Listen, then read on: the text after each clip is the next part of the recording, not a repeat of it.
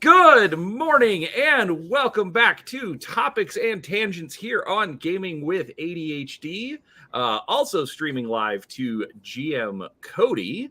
But we are here today to play a session of There and Hack Again by our illustrious narrator, Len. We've got GM Cody down below. And we've got a new guy who I've never met before and only had a second to talk to before we got started, but that's not a problem. We've got Findle. All right. How's everybody doing? Doing all right. How are you? I am conscious, I think. We will find out. Maybe I got enough sleep today. But yeah, regardless, I'm excited for this. This should actually be a lot of fun. So, since Len is going to be running this show, I'm essentially going to turn it over to him. So, Len, what's going on? What do we got going on tonight? All righty. What we're going to do here, everyone has already selected their characters. And so the first part of this is we're just going to briefly walk through the characters so that everyone understands kind of what, has at least an idea of what's going on with the characters and how stuff works. And then after that, we're going to have just a brief little intro to the adventure before the adventure starts, and then we will just get rolling. So without further ado, unless anyone has any preliminaries they want to get out of the way, let's move over to the character. And I think, Brian, that you've got one of those characters that is being shared that you can post up so that people can see it. Perfect. Aha. There we go. This is a character who's not actually being used in this game. So you guys have your character. So I'm going to walk through what's on the character. I don't know if you can see my little mouse on the screen there as I wiggle it around. So, yep. Okay, here we go. So everybody has a level, same as, D&D, pretty straightforward. Everyone has something called Faith. Faith is this game's version of like hero points or bennies. You can spend points of faith to re-roll bad rolls and give yourself other advantages. Okay. You can also spend points of faith to get rid of something called despair, which you may gain when you are in either a fell place or when something bad happens and it makes you feel bad or scared or whatever the case. The game There and Hack Again uses a mechanic called despair, and you can spend points of faith to get rid of despair. Okay? If your despair ever gets too high, you're in a bad situation. Next section is the appearance section on your character sheets, and that's really just there for cute little details, so we're just going to slide right by it. After that, we have the attributes. Now, the attributes, there's two numbers. The first number is your actual attribute. Great. The second number is what's called your test value. That's basically the number you need to roll, that number or higher on a d20. So when I say, hey, make a strength check or a dex check, you need to roll that second number. Pretty straightforward. And those of you who are mathematically astute will see that basically 24 minus your attribute gets you your test value. If we were going to continue this game over time, as you level up, those test values would increase because the 24 would slowly drop down to 23 and 22, etc. as you go up in level. Okay, combat. Below that is your combat information.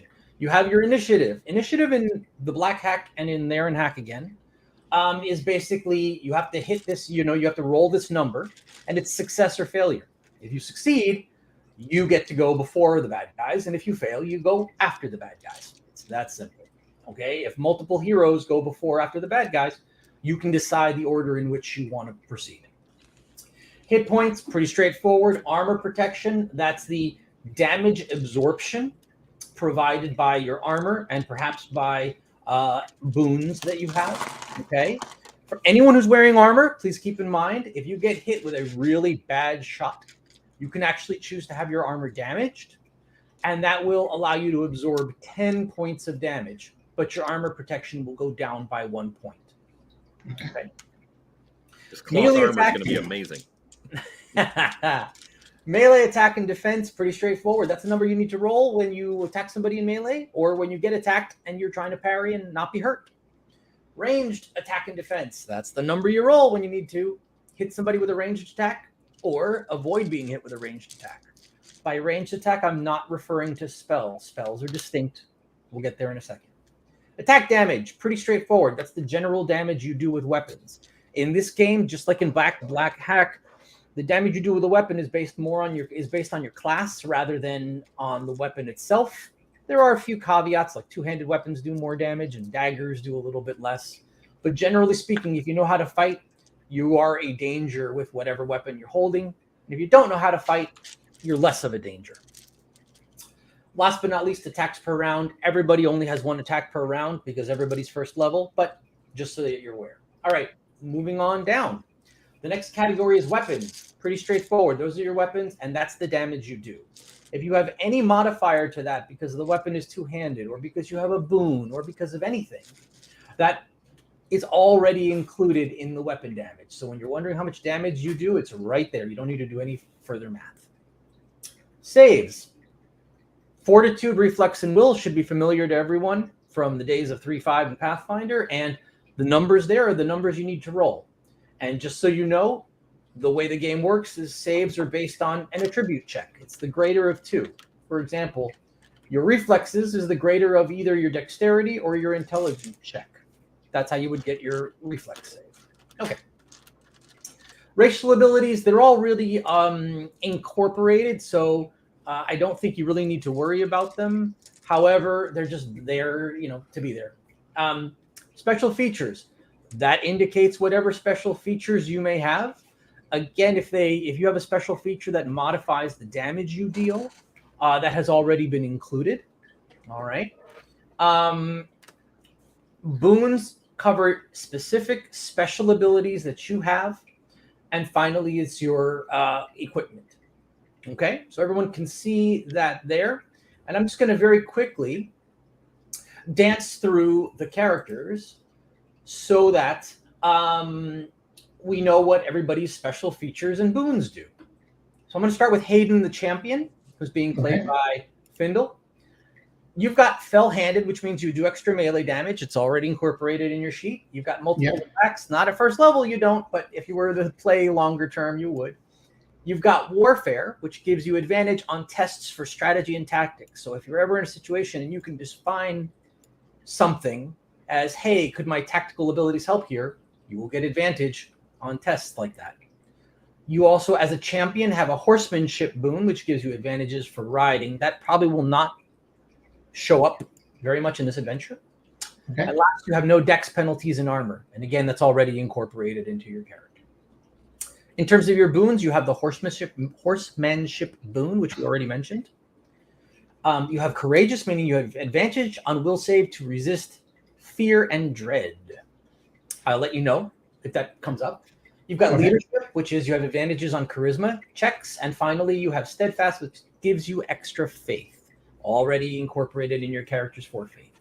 All right. So two quick questions. Fire away. Actually, only one. Under racial abilities, I have a boon called Steadfast. What does that do? That's because you're human, you got the extra boon, and Steadfast is the one that's described below as giving you one extra point of faith. I see. There you go. Okay, got it. All right. Beautiful. Perfect. Yeah. Two? No, I only had the one. Awesome. I answered the other one before I finished. So. All right, then number 2, we're quickly moving over to Connor. Connor, your special abilities are pretty straightforward. Just so you know, you are super, ultra, mega sneaky stealthy. You get advantage on stealth for being a halfling. You get advantage on stealth for being one of the cunning. And you have advantage on stealth for woodcraft. So when you're in the woods, you can be sneaking around with bicycle horns taped on your feet, and you will probably still get advantage to stealth rolls. Okay? So your special features are, in terms of the ones that matter, you'll get extra attacks at higher level, not relevant now. You have extra faith already included in your character sheet. You can re-roll any test or roll once per game session. So keep that in mind. Anytime you roll something badly, you can re-roll without having to spend faith. Okay? And that's any test or roll. Cool. As I mentioned, you're super duper ultra sneaky stealthy. Even though you're a hunter, which is not a primary combat class, when it comes to using bows, you do damage just like you're a warrior class. So, and that's again already included in your in the damage there. Okay. And finally, you have 3 boons. One is called Elusive, which allows you to pull away from anyone attacking you in melee without being attacked, which is very useful because in this game, if you're in melee, if someone's attacking you in melee, you cannot attack them with a ranged weapon. Okay, this game takes a sort of hard line realism on that one thing. Number 2, you're well-traveled, which is helpful for long journeys. May or may not be relevant on this particular adventure due to the nature of what we're doing here. But obviously for a game involving long travel, it's extremely useful. And finally, woodcraft. Basically, you have advantage on just about everything in the woods, including stealth, if I hadn't mentioned that. Okay, so that's you. And finally, we get to the wizard. Vader, and that's Brian. Hello. Vader. Okay, I was a little sneaky with the wizard.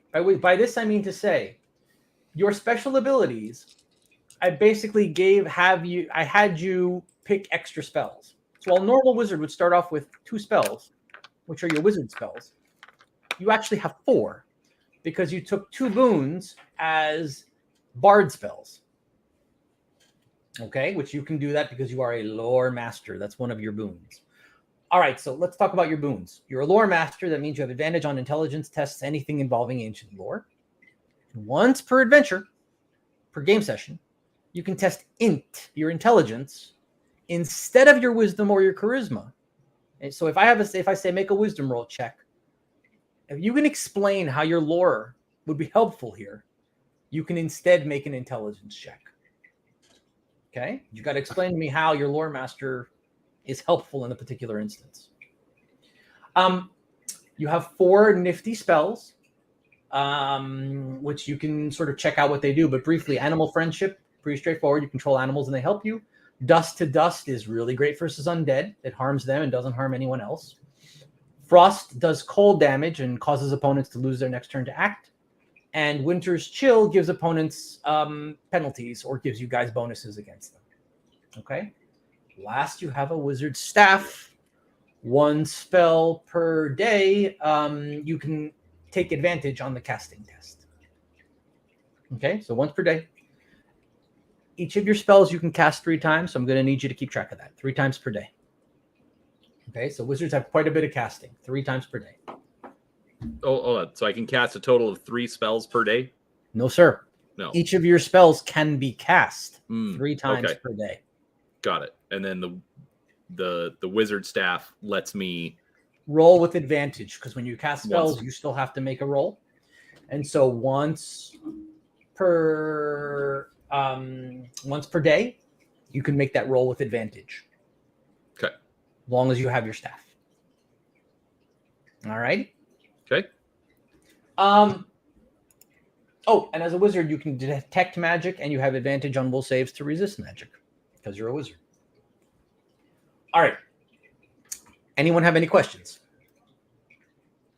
I don't think so. I mean, looks pretty safe, straightforward. I'm assuming advantage is similar to 5th edition advantage, where roll an extra whatever dice. Precisely.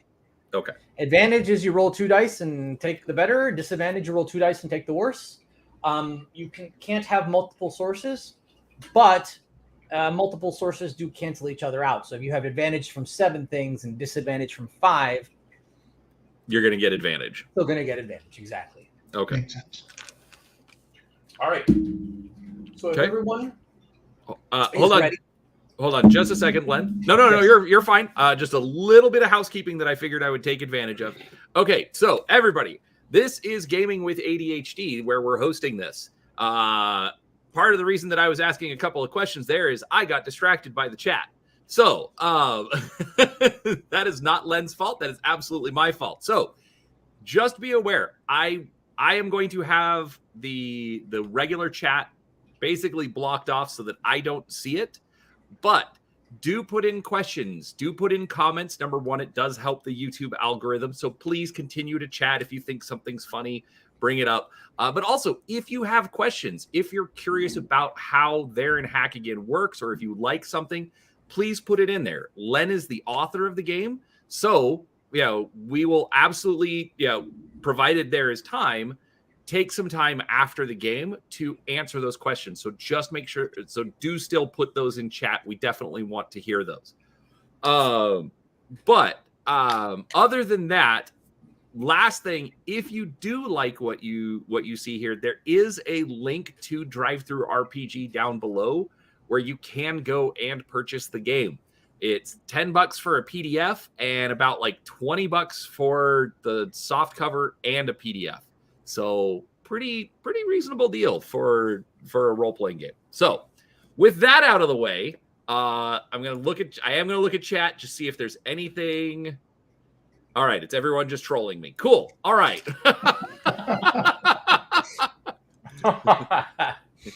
Chat is hidden. Actually, I should probably, close down the studio window as well, just so that I don't look at that one either. All right. Let's go, Len. All right, we're off. So, last thing, and this is just a little housekeeping about the adventure itself. This is obviously a one-shot where we were trying to maintain a time limit here, and we had the little intro about the game itself accordingly. This is not a gradual, take your time, meander through, open sandbox kind of adventure. This is, a convention game where you've had to move rooms. So, this is going to be a little bit of a curated thing. And the point is just to get a little bit of a feel for the game. Obviously, if we were actually playing the game in a long-term campaign, a number of things would be different. Travel would be different. The interactions between the characters would be different. And even, it would be much less a adventure on rails. So I hope you'll forgive me and all of us for the nature of what this adventure needs to be for this evening, and just come along for the ride. And also, I apologize ahead of time for any of my poor Tolkien pronunciations, because this will, in fact, be occurring in Middle-earth. All right. With that out of the way, here we go. Welcome to the town of Bree. For those, I'm assuming, yes, we are playing in Middle-earth. We are starting off in Bree. It is the time between The Hobbit and The Lord of the Rings. And Connor, you are actually a resident of Bree. Bree is somewhat unique in that it both hobbits and humans live there. There are specifically hobbits who live in Bree, and you are one of them. You are a hunter there, and what's going on today is that there is a festival. This is a festival day. Okay, it is autumn, but autumn hasn't really started, so it's a big, let's all celebrate that we still have food right now and hope we don't die this winter kind of festival. So that's the festival that I don't know what it's called, but let's just call it a hope we don't die this winter festival. But anyway, so it is a festival that is happening actually just north of Bree proper. There's festival grounds that have been set up, and everyone is there. There's actually halflings who have come over from Buckland, which is where Merry and Pippin were from, on the other side of the Brandywine River. So it is a big deal. Okay, and you've got maypoles set up with kids running around it with the ribbons. You've got various different games that people are playing. Obviously, there's tons of food everywhere. Okay, but Connor, what you're most excited about is that there is an archery competition that's happening. Okay, because you are an excellent archer, and you're an excellent archer. So you're excited to kind of prove your skills, test yourself, and see how things go. Okay. In particular, you'd love to win first place, but even more than that, what's most important to you is that you want to beat your friend, Tom. Tom Tanner is a fellow hunter, good friend of yours. You've known him for many years, and you guys have a very friendly sort of competition about who's the better archer. Okay. You disagree with he doesn't mind going way farther north in his hunting, where the farther north you go, the less populated it is. If you keep going far enough north, there's a haunted place called Dead Men's Dyke that no one likes going to. But Tom is, whether it's nuts or brave or maybe a combination of the two, he has no problem with that. And so, you guys don't always cross over, but sometimes you hunt together. Known him for a long time. He's also an excellent archer. And you guys will frequently go back and forth as to who's better. So this is a time for you to kind of get to check it out. So you're excited about the prospect. Sure, winning would be great, but beating Tom is really what's most important here. Okay, and it's very obvious, by the way. You don't even have to. Tom is clearly excited about beating you. All right. So let me just pause on you for 1 second. However, Fader, the wizard, and Hayden, the warrior. So there are wizards in Middle Earth. They're not common, and they are not all demigod angels sent down from God to fight Sauron. No, there are human wizards. There's not a lot of them, but they do in fact exist. Okay, and the blue wizards, who are two wizards we don't see in Lord of the Rings, but we know existed, and went off to the east. But before they went off completely, one of them actually established a small school. And Fader, you were trained there. Okay? Your family actually comes, believe it or not, from the Bree lands. But they went west for trade, and they now live in the west. Okay? They live, if you remember The Hobbit, The Lonely Mountain, Smaug comes out and he burns Lake Town, and the men of Lake Town basically rebuild. And you have basically been living west of that, but within spitting range of it, in Tolkien terms. Okay, that's where you studied, that's where you learned, and you woke up one day just certain you needed to go back home. You didn't know why, you didn't know what, but you just had dreams of death, dreams of sort of choking in a sea of dead. And it woke you up in a cold sweat, and you realized you just knew you had to go back to Bree. Okay? So you are actually here at this festival, and you've come with your guardian, companion, your friend, okay, who's the warrior, Hayden. Okay, Hayden, you actually come from the Men of Dale. You are a soldier there, okay, and they do have a relationship with this small wizarding school, maybe the wrong word, enclave, this small enclave of wizards, okay? And when this wizard came by and said that he needed to go to Dale, okay, the council of Dale said we needed to send someone with him, just because wizards knew too important to waste. So you went along, okay? So you're there to finger quote protect him, all right? Because you know that this is a person with power, but you also know that he's young for a wizard. He's probably twice your age, but he's young for a wizard. And power with a capital P, fatigues. So you're not even sure what he could do to you while he's not fatigued, but you're there to protect him if and when he either chooses not to use the power capital P or can't. Got it. Okay. All right. So you guys are at this festival as well. All right. So Connor, let's just start with you real briefly. Now that you're here, now that you know what's going on and so on, anything in particular you want to do? Well, when is this archery tournament? Momentarily, it will be. People are getting ready for it. People have had some wonderful meats and some wonderful fruit and some wonderful vegetables and a lot of wonderful beer, and they are, sort of ambling over. The next big entertainment that is happening is, in fact, the archery competition. So it's coming up pretty soon then. Fairly soon, yeah.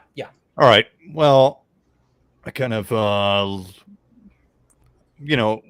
I'm in the town, I'm walking around totally, focused on this archery tournament until I see the good food and beer. And being a halfling, I can't resist. So I'll go get a couple little nibbles and wrap up some leftovers for later, and a couple biscuits here and some fruit there. Dainties. Yeah. I'll take one of these and one of those, two-fisting towards the archery range. Excellent. You are not the only hobbit headed toward the archery range with beer. So perfect. So you do that. Okay. Meanwhile, you two, Fader and Hayden, you are there as well. People seem to be having a lovely time. There's not a cloud in the sky. There's not. Everything is just. It's just lovely. And Hayden, you're like, this is nice. You're like, this is I can do this all day. This is excellent. And Fader, something's not right. Like everyone else seems to be having like a great time, and something's not right. Is there anyone marching? Pin it down. Something's not right. Do I see anyone going towards the archery range dressed as a stork? It's a real treat, sir. A real treat. I'm sorry. I have literally been dying to say this for like 10 minutes. Nice points. Okay. But okay. In a little more seriously, I'm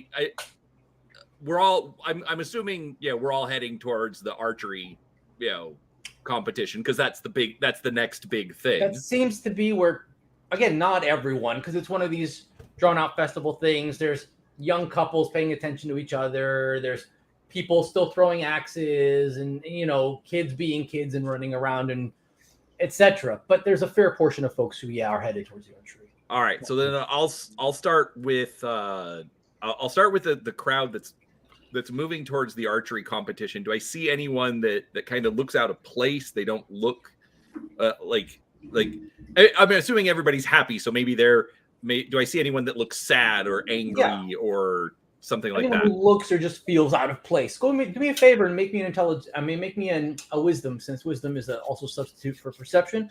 Make me a wisdom check. Let's see. 12. I think you just missed, because I think yours is 13, right? 13, yes. Okay, so nothing stands out immediately to you, and no one in particular. I will tell you, you look around, and at least as far as you can tell, not everyone. This isn't Stepford Wives thing, but so everyone is it's not like we're all fun. But having said that, everyone seems to be having a nice time, actually. Okay. Well, Vader, this doesn't look like the doom and gloom that you were talking about the entire way here. Well, I am, a wizard is never wrong. I will be proven right eventually. Of course. Tell you what, I'll be drinking one of these beers until that time happens. What do you think? As long as you are still able to protect me, indulge away.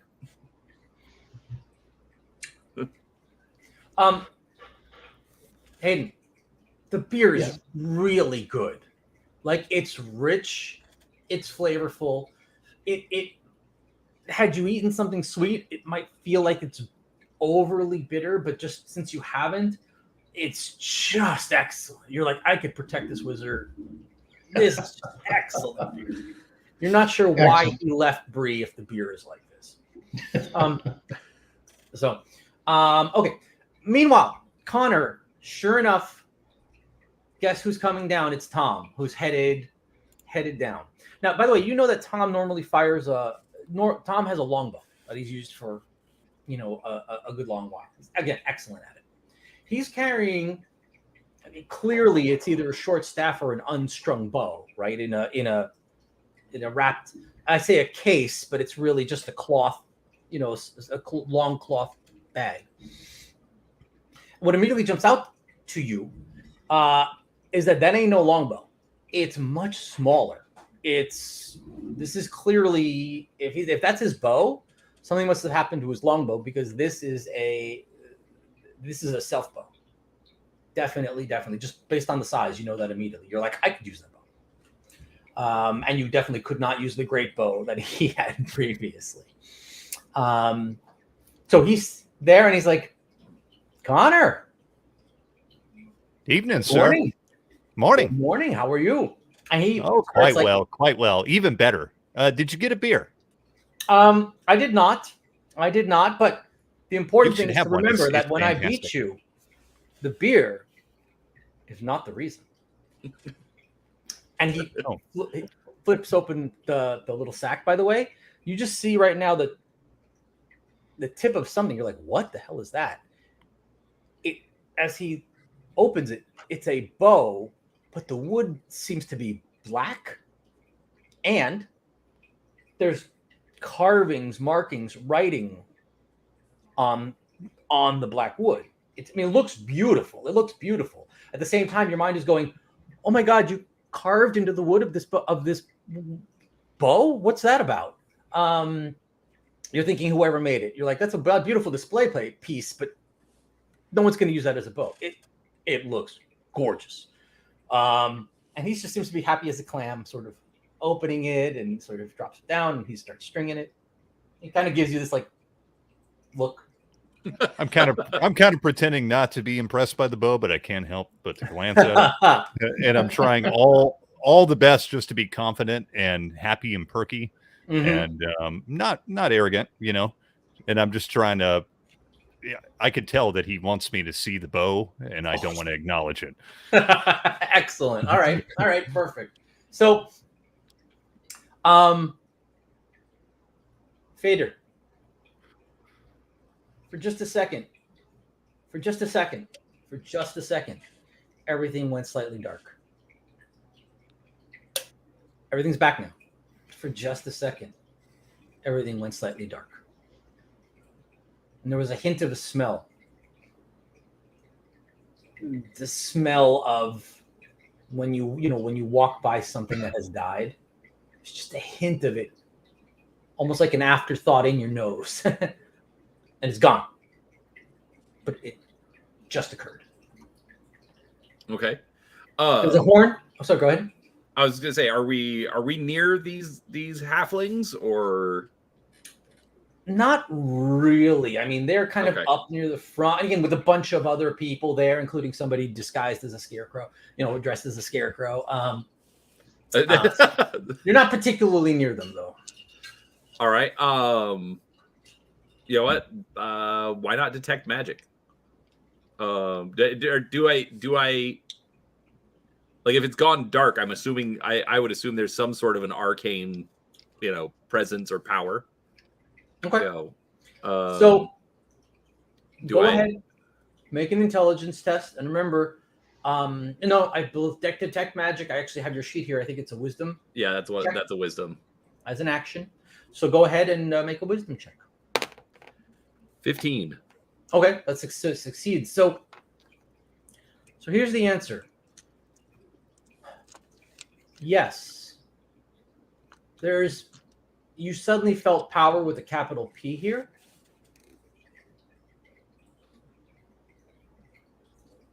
But at this point, it's like an echo in a cave. So there was power for a moment. But you can't pinpoint its location. Again, it's like an echo in a cave. It's bouncing around. It's a drop of ink in water that has now, the water's slightly different color, but you're not sure where the drop was originally placed. That's your kind of sense of the magic right now. Hayden, am I mistaken, or did something just happen? I noticed nothing, correct? What happened is you're like, well, I'm out of beer. Yes, Peter, tragedy has struck. I'm out of beer. Okay, well, I don't think now is a time for a second serving. Perhaps later, but I think I sense something off. I would like you to be prepared. Of course. All right. There's a second trumpeting, which means that the archery competition is about to begin. All the archers line up. So, Cody, I want you to do me a favor. Make me a first roll. Okay. And basically, it's a ranged attack roll. This is going to be at -3. Okay. Okay. Just make a ranged attack roll at -3. And to be real clear, this isn't do you hit the target or. Of course you hit the target. You're a talented archer. This is really a question of how close each of your shots is going to come to the bullseye. Okay. Right.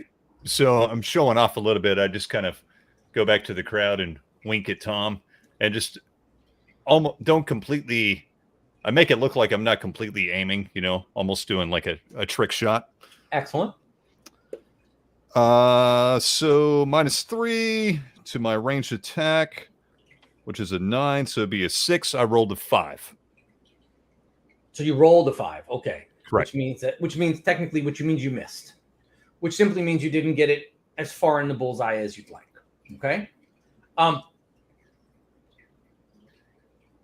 You can't help but noticing. I mean, you're focusing on your own stuff.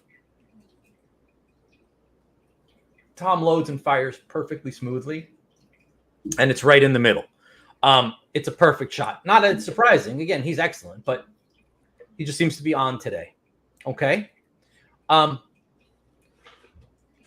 Fader, that little flicker occurs again. Connor, make a second roll. Okay, this time I pick up the beer from the ground. I sit down, take a big swig, kind of shake off. Now I'm getting serious. Okay. Don't forget that you have the ability to re-roll a roll anytime you want. Okay, once per adventure. And don't forget, everyone, you can spend faith to, re-roll stuff. There's other things you can do with faith, which is on page something of the game. I don't know right now. I'm not going to spend time to take a look at it, but it is there. Okay. Okay, so you have to beat the number, correct? Not equal? Equal or higher. Okay. Higher. So I rolled a 9. So that was still a miss, actually, because it's -3. So 6. It's -3. Yeah. So I'm going to use a point of faith just to try the mechanic out. So just Done. straight up reroll? Reroll, baby. All right. Oh. I rolled a 19. Nice. Okay. Perfect. And by the way, faith is on page 58. Thank you. For anyone who wants to take a peek. Boom, you get it, and you both of you land it sort of perfectly in the middle. Excellent. Okay. Give me a third roll now. All right. Hayden, you see that Fader is experiencing something. Like, you can tell I'm not going to mention it every time, but obviously every time an arrow is shot, there's just a flicker. Okay. And Hayden, you're seeing him just like react to nothing or whatever, like almost like there's an insect in his face because he's like, what are you seeing, wizard? I see a blackness. Something is not right, and it happens every time that bow is touched. And the smell is getting slightly stronger. Cody, your next roll, succeed or fail. Succeed on a 13. Got it. So the second one, bam, is in there, right? Perfect. Did you split the arrow, though? Tom looks at you for just a second. You don't quite recognize his face. And he's like, why didn't you shoot that well before? And that's the way he says it. It just seems kind of mean and strange. You're not even like, what? He looks angry at you. He's like, why didn't you shoot that well before? And then he goes to fire his third one. Okay. Fader, give me now a roll to detect magic again this time. And Cody, give me your next roll. 13 once again. Nice. So that's perfect. Okay. So you succeed. 16. Fantastic. So here's what happens at the same time. Cody, you make this other like your first shot was off, but after this, your grouping is now excellent. Okay. You notice that Tom's is as well. You guys are about equal, but when you make that third shot, which is just like perfectly grouped, right? You're kind of turning to your friend like, hey, check it out. And before you know what's happening, and you're not going to take any damage, this is a purely narrative thing, but your friend Tom looks at you and he says, and his face contorts. You almost don't even recognize him. And he pushes you to the ground. Again, he's a full-grown human. He pushes you to the ground and he just says, if you had shot like that, we would have stopped them. And he pulls an arrow and he makes like he's going to shoot you. now.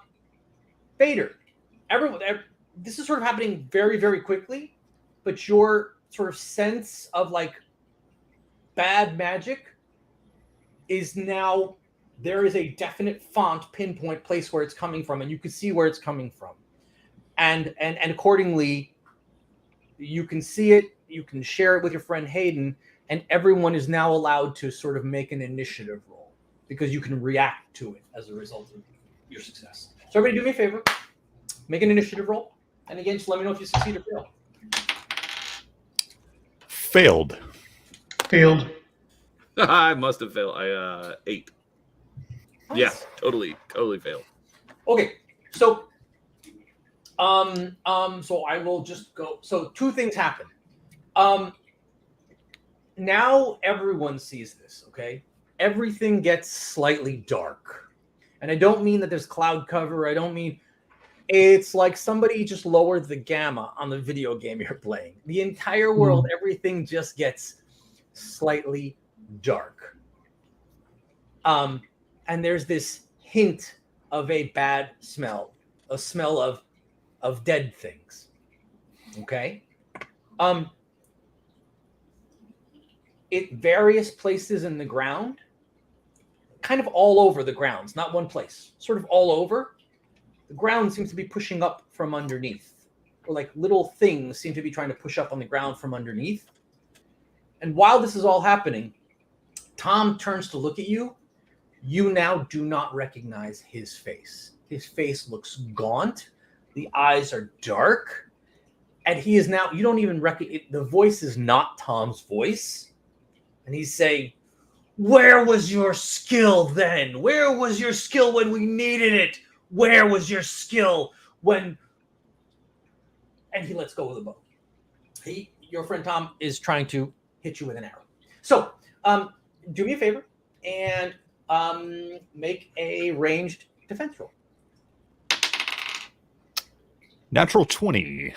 Score. So here's a scoop. Congratulations, you succeed and he doesn't hit you. But additionally, what would you like to do? Why don't you take a free action? I would like to trip him with my bow as he's trying to shoot and knock him to the ground.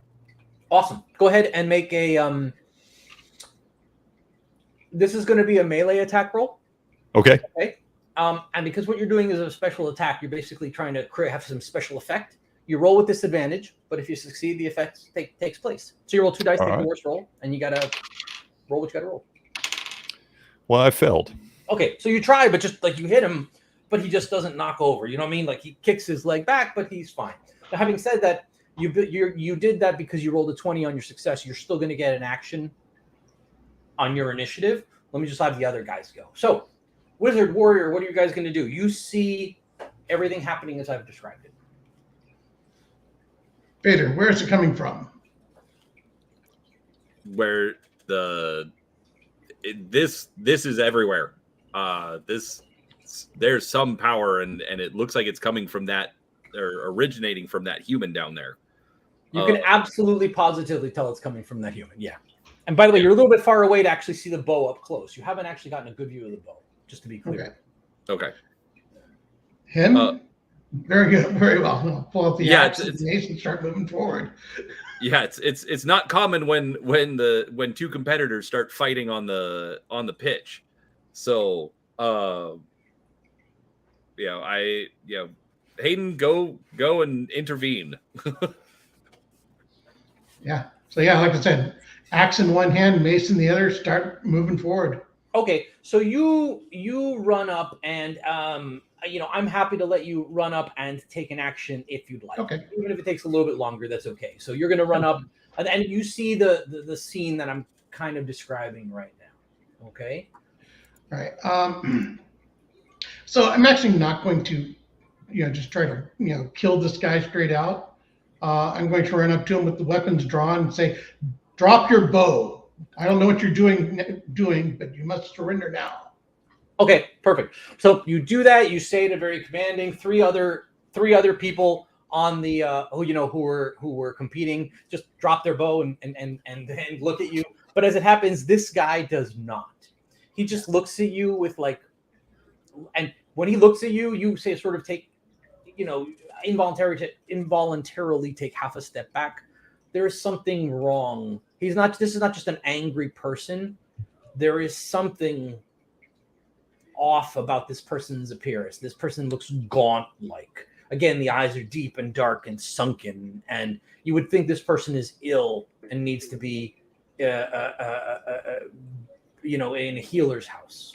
Okay, but there's no reaction to that other than spite. So Brian, what are you going to do besides having told him to do that? You're muted. All right, sent the boy for some ibuprofen.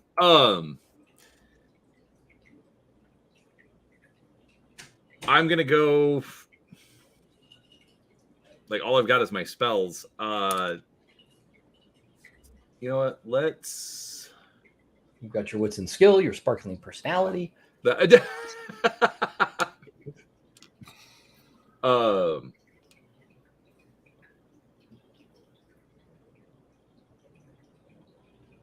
No, come back to me. I need a second. Sorry.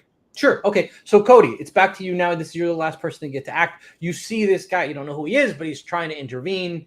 And again, Tom is just not having it. Okay. And I think you already know this, but to be clear, wow, this is really not like Tom. Yeah. So I kind of roll over and get to my feet and kind of put my hands up, bow drawn, and I kind of do this to Hayden, as he's walking forward. I'm like, Tom, buddy. I'm like, are you all right? Maybe you just need another beer, a biscuit, something. Just calm down. It's all good. And I just kind of slowly start walking towards him. At the same time, I'm reaching my hand behind my back and putting it on one of my hatchets. Okay. So just in case. He is clearly not apparently attempting to communicate with him. It's clearly not even registering. And it's almost strange to call this guy Tom again, because when you look at him, the face is almost distorted. It's difficult to even call this person in front of you Tom. But in any event, okay, so he doesn't. So having said that, you can see that communicating with him isn't going to respond. Do you want to do anything else before I pop off? Okay, so communication's not working. Nope. I guess at this point, I'm like, well, that didn't work. I still got my bow in hand. I am going to step back and start notching an arrow. Okay. Time to kill your friend.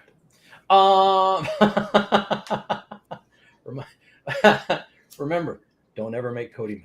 No, I'm kidding. Okay. Meanwhile, Wizard.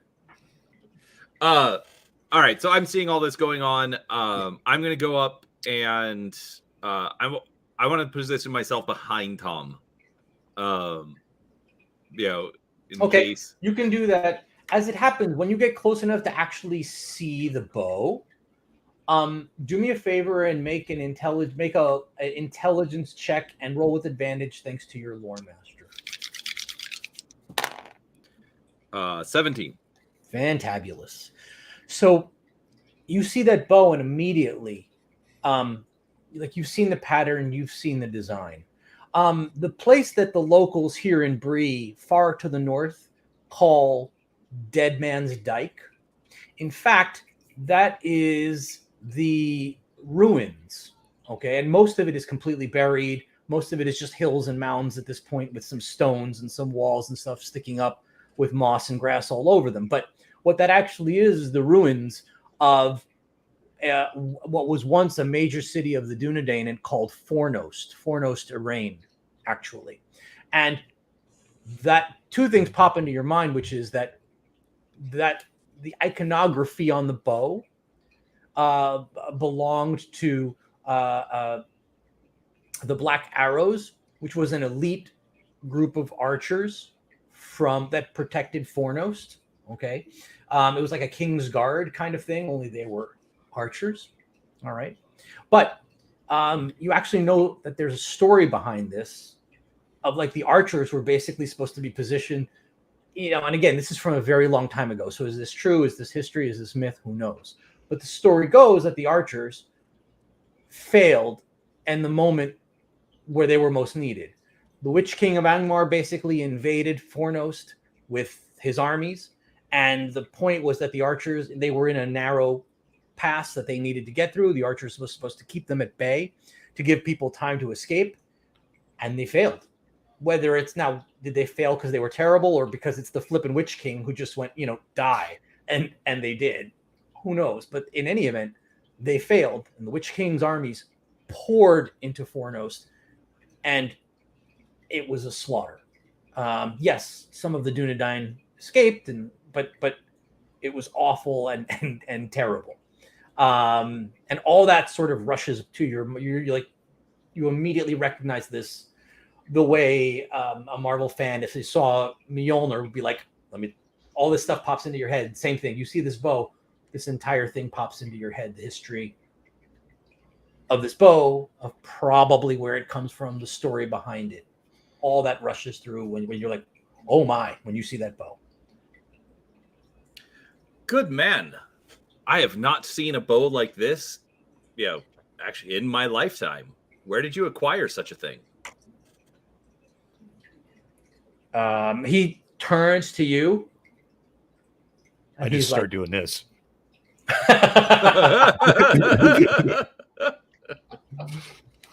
He turns to you and he's like, foul sorcerer, servant of the Witch King, and goes to and draws another arrow. And see, this is his turn at this point. So he's going to get to go. It's real easy when everybody succeeds or everybody fails initiative because it's bad guys, you guys, bad guys, you guys. So bad guys. Two things happen in terms of bad guys. Number one is he's going to fire an arrow at the wizard. Okay. So wizard, do me a favor and make a ranged defense roll. 8. That I think is going to be a failure, correct? That's absolutely a failure. 14. Fantastic. Do me a favor. Enjoy 2 points of damage. Whack. Hooray! All right. It's 2 points. It's not a lot. So the arrow just sort of nicks you. All right. But clearly he's not up for conversation right now. Second thing that happens, however, is those the disturbed ground that you were seeing. What crawls out of the ground is animal bones.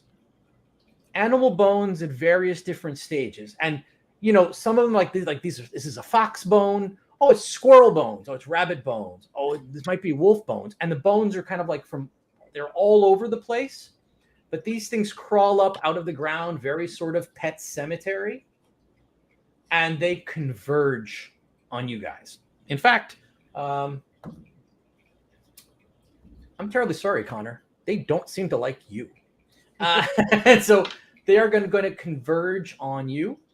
And so I need you to do me, first of all, I need everyone to do me a favor and make a will save against dread, because this is scary and awful. Now, I think, Findle, your character has advantage on that because of courageous. Oh, thank God. Failed. With advantage, I succeeded. Excellent. Succeeded. Excellent. Okay, so the people who succeeded, let's be clear. Everyone's creeped out, but okay. Fader, this is one of those situations where you've read about the dead returning to life and all that stuff a lot, and it's, fascinating and obviously terrible. But actually seeing it occur, and obviously you've never seen it. This isn't something you practice. This isn't at all. So actually seeing it happen, and even on a deeper level, the implications of what it means is just terrifying for you. So long and short, you gain a point of despair. Okay, so you may want to check that on your sheet. Right now, 1 point is nothing. You have a point of despair, but you also are at -3 on all rolls. Okay, not on saves, but on all rolls, just because you are freaked out, scared, however you want to describe it. You can describe it as distracted, but you're at -3 on all checks. Okay. Now, how do you get rid of this? Every time you get to act again, you get to make another save. So when your turn comes around again, you can make a save. Or if you want, you can, whether it's run away or back away or just get out of the situation for one turn. However you want to describe your character responding to it. You know, you might say, I just run away and then I collect my nerves, or however you want to describe it. Then you automatically, it's over. It takes you one round that you're out of the action, and then you can kind of come back into the action. Okay. I leave that to you to decide how you react or how you respond. Okay. Meanwhile, Cody. So yes, there's this almost swarm of dead animals crawling all over, like leap on. It is even terrifying to see them. And when you finally realize that they're all converging on you, it doesn't feel great. Go ahead and make a melee defense roll for me. Failed. Okay, you failed.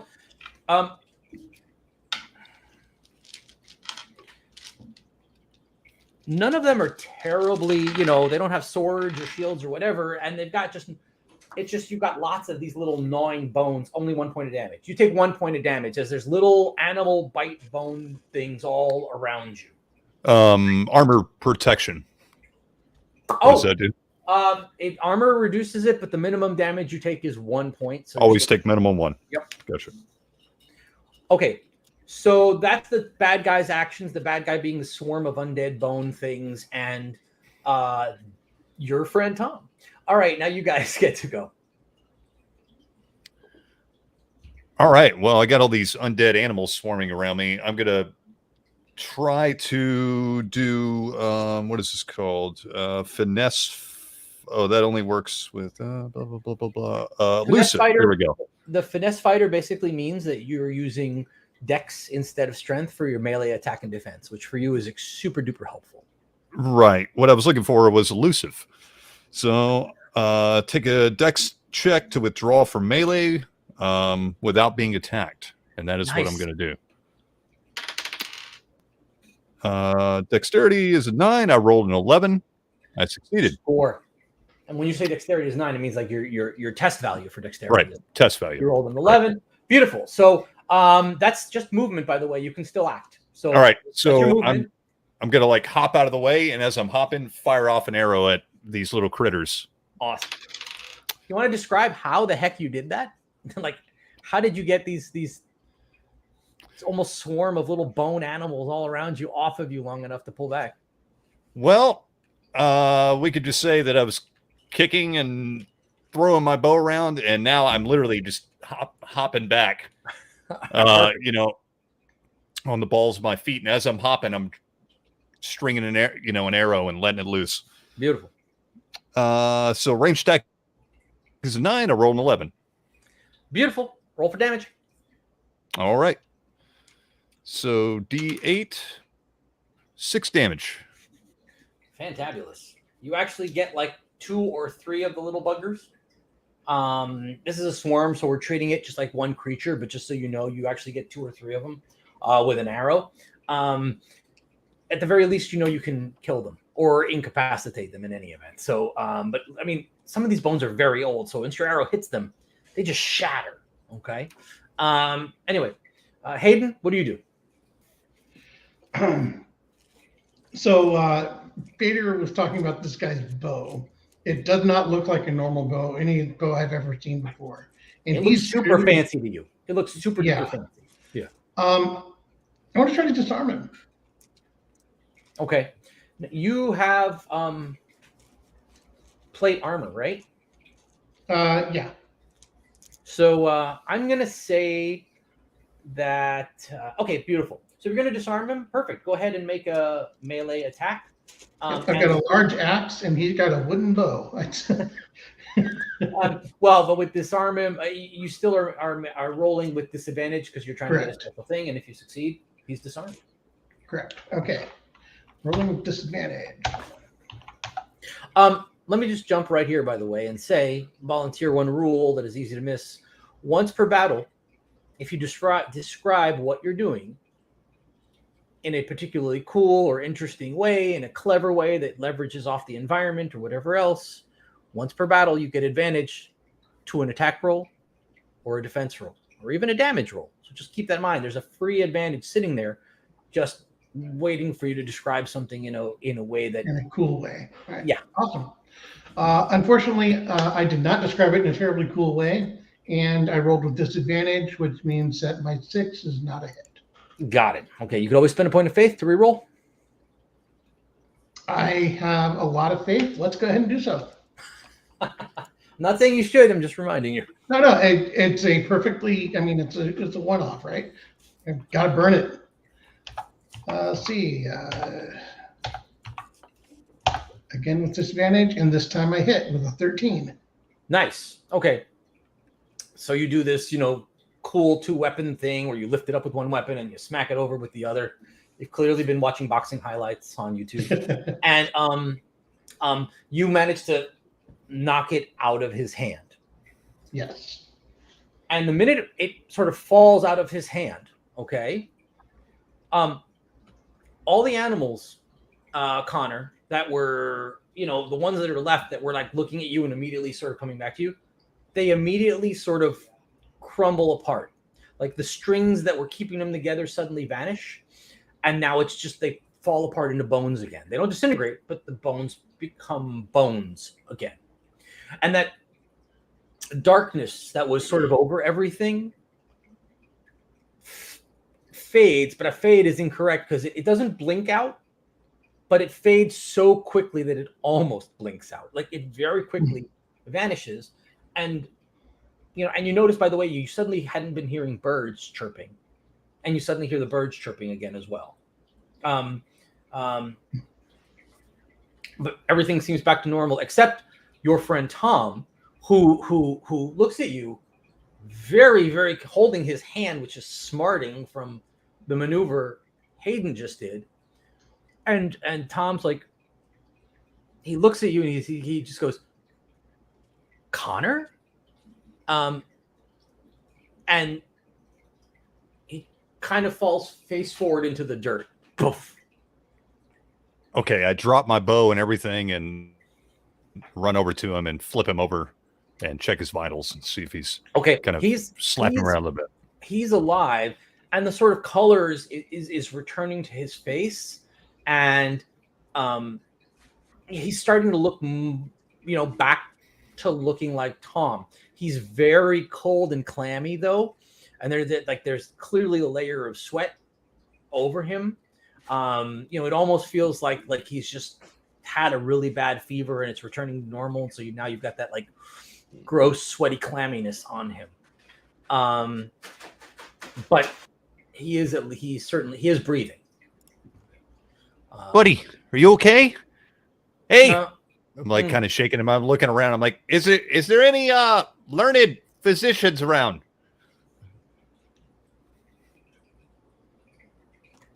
I'm gonna step up, and so what's the condition of the bow now? The bow is in perfect condition. Perfect condition. Having seen this happen, Fader, you know that this is why you were here. You know that had somebody who didn't know what was going on, had you not been here, everyone else would be picking up the bow. And the second anyone who wasn't wearing metal gauntlets, like your friend Hayden, touched the bow, what you've seen, what you've experienced here is a possession. There's some sort of spirit that's in this bow that it has at least partially possessed this guy who's here on the ground. You can tell he's not free of the possession. It's not affecting him at the moment.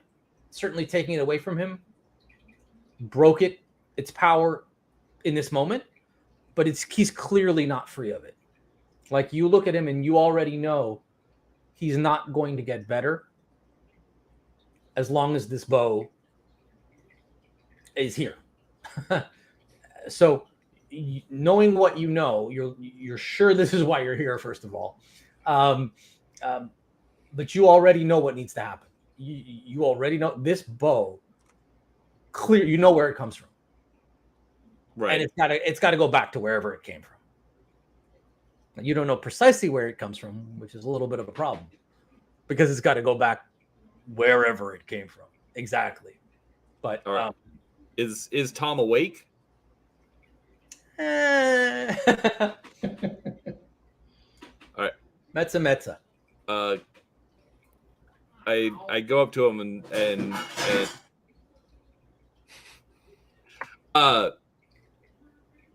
sir, where did you get this? Where did you get this bow?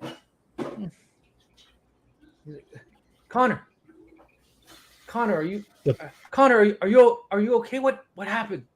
I kind of look up at the Connor. Who's that? He looks at the wise and learned man. Yeah. He obviously knows what's going on here. Tell him where you got the bow. Oh. Come on, you remember the bow you were showing off? You couldn't wait to show me. Why is it so cold? It is not very cold at all. In fact, it's actually kind of warm. But you can tell he's shivering now. He's like, why is it so cold? He doesn't look good, bud. He now that you look at him, like, he looks ill. Not terrifying like a gaunt like he looked before, but now he looks ill. I'm like, sir, are you a physician? Can you help him? You know what's going on here? Unfortunately, I am not a physician. I wish, but this bow is ancient, and for some reason it is taking over your friend here. What? How is that even possible? What are you talking about? This is an and ancient... How do you know that? I kind of look at now. I'm kind of like suspicious. How do you know that? Well, young man, this is Wait a minute. I'm not young. I'm an adult, thank you. You are young compared to me. Notice the gray in my beard. But this is an old magic, and I've heard of it in my studies. But I'll be honest, I need your friend's help because this needs to go back. Help? Does he look like he's in any shape to help anybody? Can you tell me where this bow came from? Well, no. Why would I know where this bow comes from? Exactly. That's why we need your friend's help. So what is this? You're talking magic? I mean, that's not even real. It's just made up make-believe. Oh, I assure you, magic is real. Stories to scare children. You are speaking to Fader the Wizard. If anyone knows of magic, it is him. Oh, wizard. Excuse me, Mr. Fancy Pants. Yes, well, they are fancy. I picked them up yesterday. No, just kidding. They are nice, by the way. But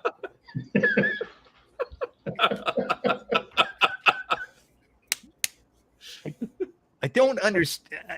I'm not grasping all this. So you're saying this bow is cursed, it's magic, and it possessed my friend here and summoned all these undead evils and darkness and all this? I don't know if it was responsible for summoning the undead and the evils, but is absolutely responsible for the darkness. Right. Well, I will say that was unusual. I've never seen anything like that. And I'm a well-traveled fellow. Connor, you shook your friend. Connor, what's he saying? Well, he's saying that this bow you picked up is cursed and that it's the cause of your problem. So you got to let us know where you got this bow from. North. There's north. There's a... All right. Don't think less of me, friend. You know the stories that sometimes there's bandits that hide out in the north. Well, sometimes those bandits aren't excellent hunters, and they'll pay for food, for a big catch. There's a group of them 4 days travel to the north, and I went to drop off to do trade. When I got there, there's a camp that they're building. I don't know what happened, but there were 3 or 4 dead bandits, and I found this bow. It's beautiful, and so I took the bow. Well, you screwed up, but we're going to help you fix this. So you got to tell me exactly. 4 days north, and so he provides you with some guidance, and he describes, and it's a little bit. It is again farther north than you tend to travel, but based on his descriptions of the landmarks, you feel fairly certain that you could go where he described at the very least and get to where the bandit camp is. Look, I look up at Fader. I'm like, look, I kind of know that location loosely. I haven't been there many times myself, but I kind of know what he's talking about. So if I can take you there, you can end this curse on my friend? I will absolutely try. All right. What are we waiting for then? All right. At this moment, the constables show up, and you've got 3 humans and 2 hobbits, and the hobbits both have slings, which you, Connor, are acutely aware of the fact that hobbits are devastating with slings. So, and they are very much well. What's all this then? As they're walking up, I look up at Fader and I kind of like tug at him. I'm like, play it cool. I'm like, I think you should do the talking because I don't understand anything about this magic or curses or anything. And I mean, I could wise talk my way out of things, but I don't know if I could wise talk my way out of this. All right, we'll see what we can do. And so the constable just says, "What happened here? I heard that this man tried to kill this man." Sir, while technically that is correct, I do not believe that he did so of his own volition. Did you notice? Speak plainly, what do you mean? Did you notice the darkness a few minutes ago? If you did not, I may have otherwise been occupied, he says, glancing far enough away at where there's a lot of kegs sitting there. Okay. Well, ask the people around. We don't know exactly what happened, but this bow here, is tainted in a sense, and I think it was causing him to do things outside of I think it was causing this gentleman here on the ground to do things that he would not otherwise do. So, like attempt to kill his friend. So you're telling me that bow caused him to attempt to kill his friend? I believe so. Yes, it is an ancient bow from Samuel. Get that city bow up north.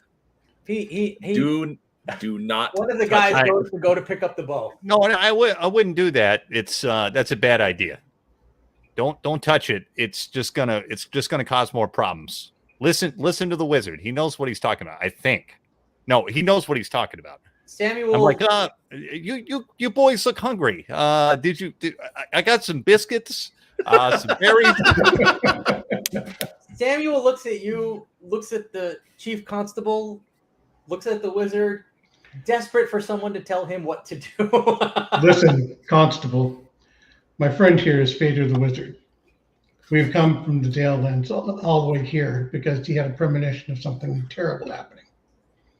When we arrived, well, darkness descended upon the land. This man tried to kill his friend. Bone creatures burrowed their way up out of the ground, as you can see. I was about to say, as you say that, they look at all the bones on the ground, and they're like, and this seems to be for the first time that they're like, these guys may be serious. And the guy who was reaching for the bow immediately recoiled. His hand pulls back a little bit. When I knocked the bow from that man's hand, it all stopped. the bow is clearly cursed. My friend here says we need to return it from where it was to where it was found, so that the curse can be, if not ended, at least put to rest. So The chief constable goes, "Are you saying that all this occurred, that this man was cursed, and whatever occurred was because of this curse, not because of his own choice?" We believe that so. is what Yes. I believe. Yes. That's not for me to decide. That's for my betters. In the meanwhile, he's going to the town jail.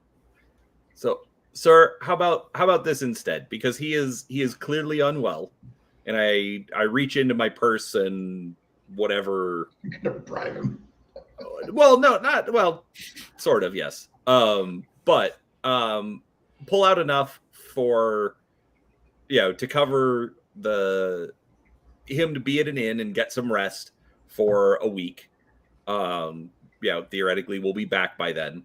And then Make a charisma roll.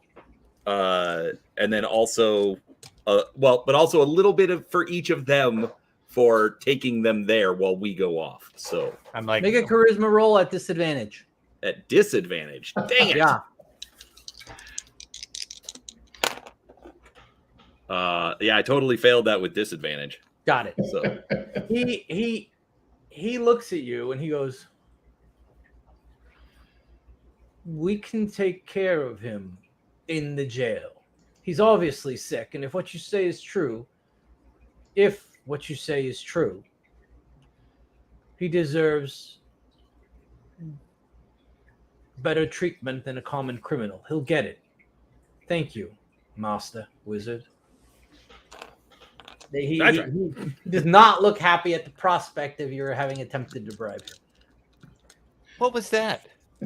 I didn't want to call it I was like, all right, out of You game a little obviously- bit. I was going for like a good Samaritan kind of thing. You obviously don't know how to bribe halflings. Clearly. I got all the bribe you need right here.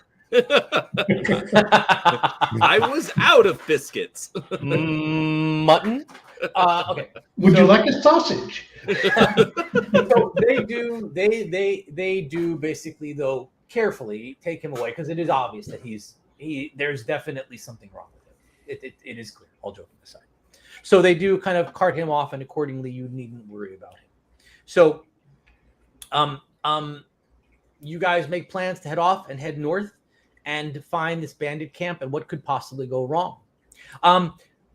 The scene closes. Let's take a 2-minute break for anybody who needs water or to stretch or to use the restroom or anything else. And for everyone watching out there in TV land, back in the flash. Yes. Oh, and by the way, sorry, before everyone, your role playing was absolutely excellent and wonderful. Everyone gains back 1 point of faith if you'd spent it. Okay. Okay. Awesome. Cool. Now back in the flesh.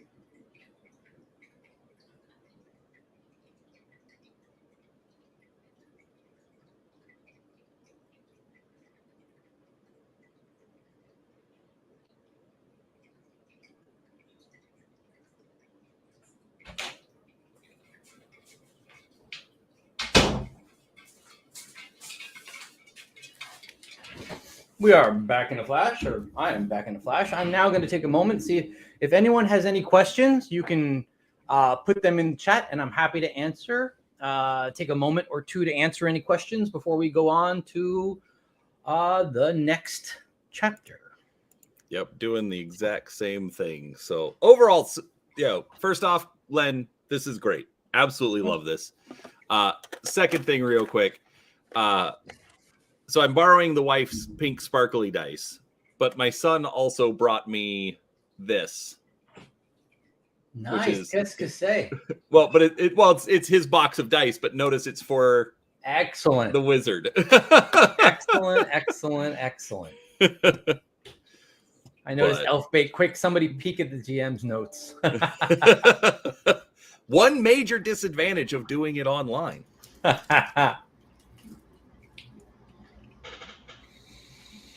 Everyone was rooting for Connor in the archery competition.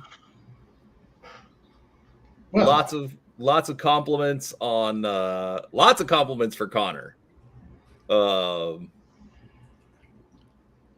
Yeah, Cody, you are amazing. I realize we're not done yet, but no, you were fantastic. Absolutely loved how you were playing that. So, anyhow, I even got a little halfling snack. Nice. Excellent. That's awesome. All right, so I don't see anybody posting any questions, so I think we're probably about ready to move on. Give everybody, if anybody has another. Let's see here.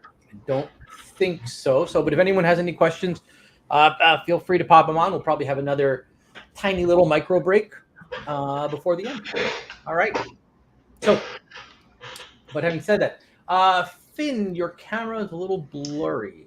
Yeah, I have no idea what's up with that. I just tried messing with the settings, and is there someone in your house holding a cursed bow? if there is, that worries me because I should be alone. If we see that door behind you slowly creak open, I will let you know. Finn, does your camera have autofocus? Hey, wait, Oh, there you there go. it is. Is I it? say, a lot of times with autofocus, just put your hand like right in front Yeah, of I it. tried that, and I tried okay. closing the cap, and yeah, nothing was working, but now it is fine. Surprise! Awesome. Okay. All right. Awesome. So then we move on. You guys head north. You've got the bow wrapped in the cloth that Tom had it wrapped up in. That way you guys can carry it without touching it. So you guys travel north for several days. Okay. And north of Bree, there's some scattered, farmhouses and so on, but very quickly, they're not really any settlements, particularly far north of Bree. Okay. Real Sir. quick, I'm assuming my despair is gone. So your despair is gone. You will, if we were playing again a more full campaign, you'll notice that there's various special abilities that can be used to get rid of despair. For example, Findle is playing Hayden, who has leadership. Aside from giving him an advantage on leadership roles, once per adventure, he can give a rousing sort of, but not this day, speech that rids everyone else of 1 point of despair. There's also boons like Songs of Yore, where you can recite a poem that does that, or music, where you can play music. So there's various different ways with different boons to rid yourself of despair while you're playing. Okay.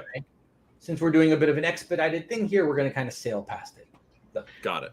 Does Peter still have an arrow sticking out of him? no.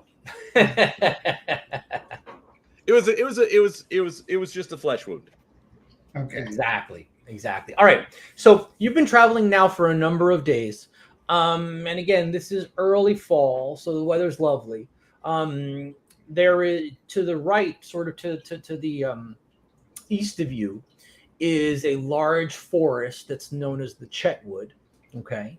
Typically, most folks don't go too far into it. Most of the settlements are around the outside and on the edges. The people who live along this road that you're traveling, this road that you guys are actually on the remnants of a road. It's called the Greenway now because it's all covered with grass, but it's an ancient road that goes all the way north to Dead Man's Dyke or Fornost, and you don't even know where it goes south, but it goes very far. Rumor had it that it even goes down to some port city, but who knows? It's certainly farther than any of you have ever traveled, or for that matter, care to.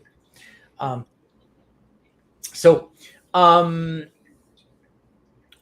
eventually, you actually travel past the forest, and you now wind up in country that is hilly, and you kind of go from hill to valley. But when I describe hill to valley, that's probably, your mental image is probably larger than it actually is. We're not talking incredibly deep valleys and incredibly high hills. We're talking about just rugged country that has just enough elevation and sinking that it's hard to see sort of too far ahead. Okay, but it's mostly rolling terrain. Exactly, that's exactly correct. So you could see from the hilltops or the top of the terrain pretty far, but there may well be a group of people coming up in a dell that you just can't look into. So you can't be too certain what's coming. Okay. And you do still see, while you're away from the forest of Chetwood, as you've been traveling, there are definitely still large copses of trees, and there are, maybe they were once orchards, or maybe they're just part of the forest that got split off. So there's still sort of large clumps of trees that they're just not part of it, anything near as large as the forest of the Chetwood. Okay. So, but it's after a number of days where you get to the point where Tom told you, basically, you'll see a landmark. It's a standing stone that's been there time out of mind. But you see it and you're like, okay, past this standing stone, not this rise, but the next one, we have to be careful, because in the next dell, and this is probably more than, this is probably an honest to goodness valley that's in here. It's large enough, and there's actually a large, somewhere between a copse of trees and a forest, but there's enough greenery there that this is where the bandits were making their camp. So even as you approach the rise, instinctively you're like, okay, let's stay low, let's be careful.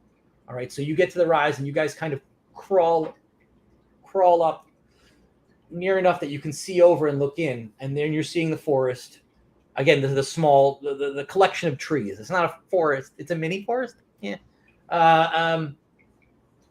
And it's in there, that is where the bandits are.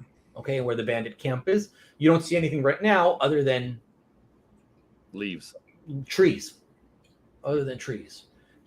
So what do you guys want to do at this point?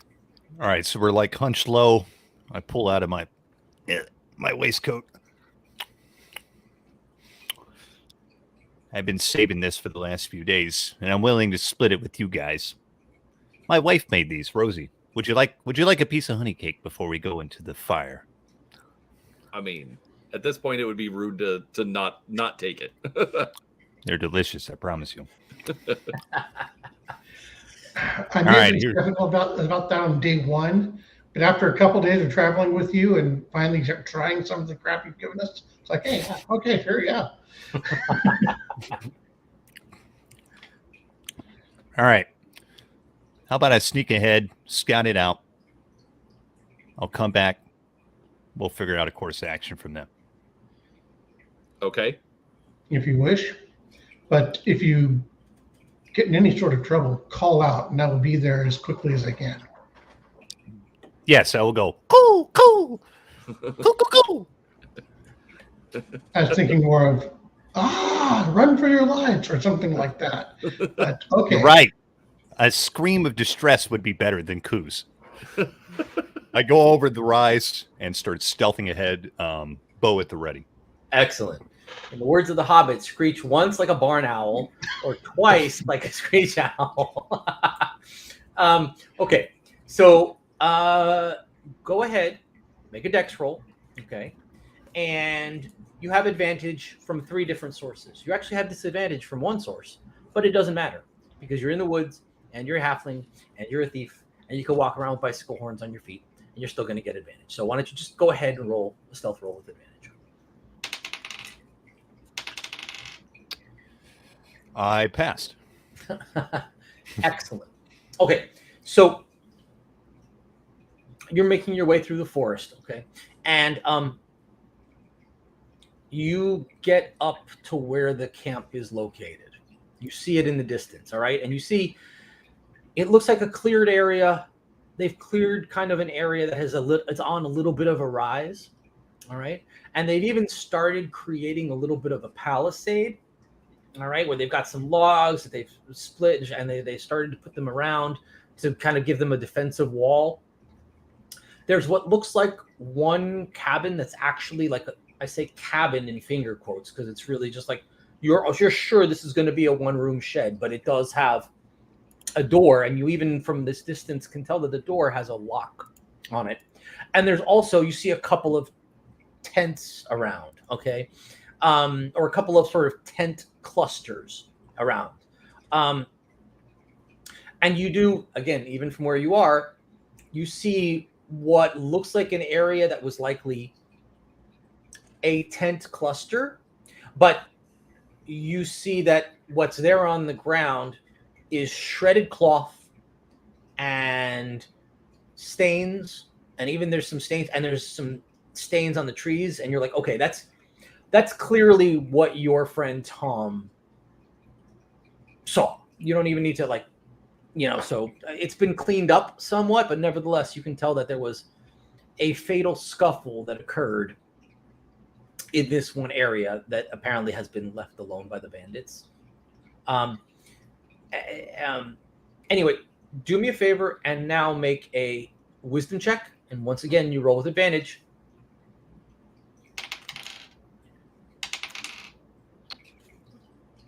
I failed. Excellent. Anyway, so that is all you see right now. And the bandits don't seem to be here. Curious. I can't help my halfling curiosity. So what is the closest piece of cover in front of me inside the camp? So this is a tricky thing. You don't see anybody. So cover from what? Well, no, I mean like a place to hide that's probably nearby one of from the brush I'm in. Probably one of the tents, assuming there's nobody in there. Okay. I'm going to sneak, stay low, bow, arrow notched. I'm going to, stealthily, look both ways and kind of cross the open to the back of the tent. Excellent. So you cross off and you cross into the tent. Okay. And you're in the tent. Oh, I'm not going in the. Well, I wasn't going. So you're near the tent. No worries. Yeah, you're near the tent, and you're sort of hunched down. And okay, make a perception roll with advantage because of your stupid woodcraft, meaning a wisdom check. Pass. Got it. You hear caw caw caw. And you're like, no, that was not a bird. And by the way, let's be clear, it's much better than the caw caw that I just did. But so it's much better. But nevertheless, you're a hunter. You know these woods. You know the birds that are in these woods, and your crud meter just goes to red because you know that that's not a bird. Damn it! They figured out my call. You heard it. you heard it from above you, actually. Not like hovering 6 feet above you, but rather it seemed to come from up in the trees. I am gonna glance up. Okay. You glance up from where you are, and this time give me just a regular wisdom check. While he's rolling, did I hear that caw-caw sound of someone making a bird sound? Make a and regular. if so, okay. That sounded like a barn owl. He's in trouble. Exactly. He said he was going to make it sound like a bird. I make it. Okay. So you make it. You actually hear. Now let's be clear. You hear this caw caw. That mine is going to sound like peacocks because we have peacocks here. But anyway, so you hear this noise and it doesn't to you sound like a person making a bird noise, but at the very least, it sounds like a bird noise that you have not. It stands out to you as I've not heard that particular bird noise in these several days of travel that we have been doing. That's kind of what stands out. You're like, that sounds unusual. I'll look over at Vader. Did he really just do that? He might be in trouble. Start wandering that way. Yeah, I follow Hayden. Okay, you do so. And you guys so now, what are you guys? So let me be real clear. Provide me with some description with what you two are doing. So I believe that he's calling for help or being a sarcastic little halfling, whatever. I'm not sure what. So I'm basically picking up my gear and heading towards him. Are you concerned that he's in trouble, and are you going with a bit of speed? I'm not certain he's in trouble or if he's just pulling my leg. So I'm moving quickly, but I'm not going at a full out, he's in trouble, I must get there right now. Okay. So, but I think that answers my question. Is it fair to say that you're not focused on being stealthy? No, I'm not being stealthy. Particularly in light of the fact that you're also wearing metal armor and all that fun, happy stuff. I'm in field plate. Yeah, right. I'm not trying to be stealthy. Got it. I am walking behind the wall.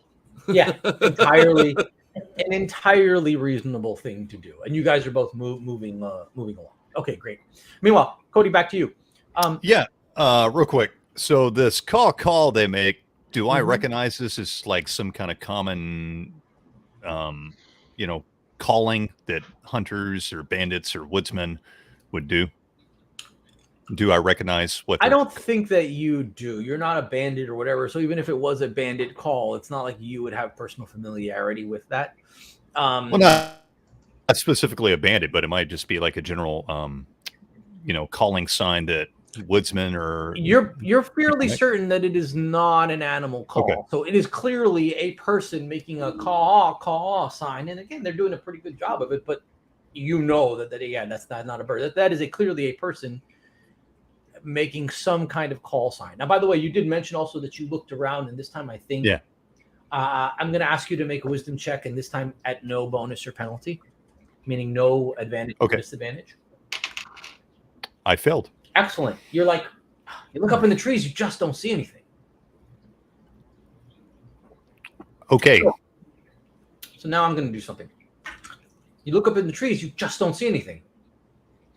Now, if you'd indulge me, do me a favor and please make a ranged defense roll with disadvantage. I passed. Barely. Okay, and make another one for me, please. I'm going to make you keep rolling till you fail. No, there's only two. I'm a bad person, but there's only two. I passed that one. Barely.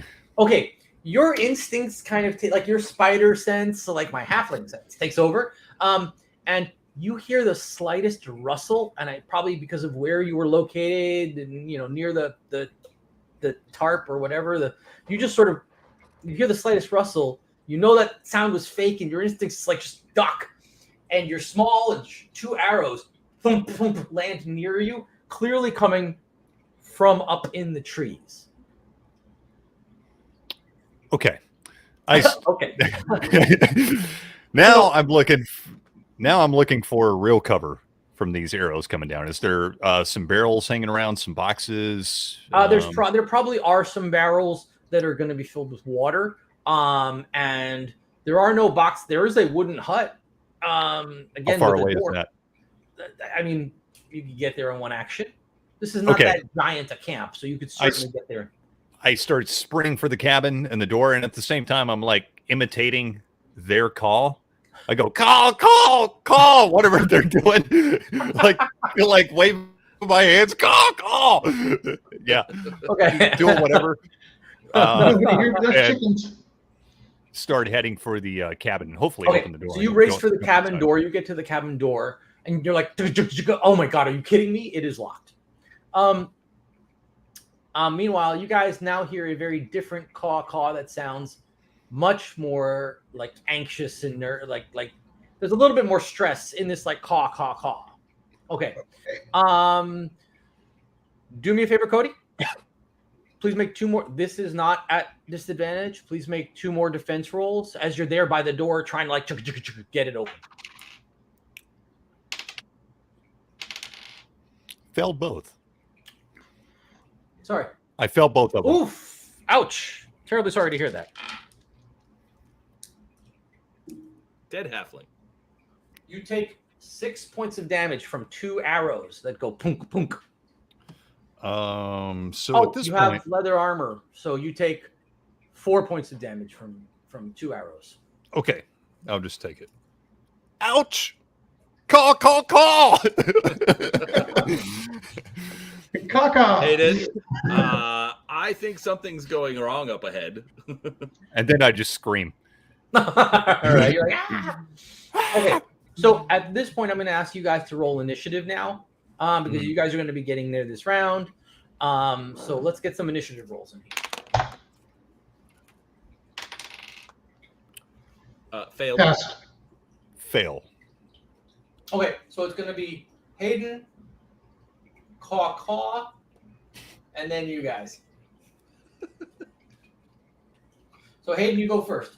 All right. So You get there, and let me just, you see the situation as I've described it. Do me a favor. Give me a wisdom check. wisdom check. Advantage, disadvantage. Nope, just as is. All right. I roll 12. Wisdom is 14. I do not make it. Okay.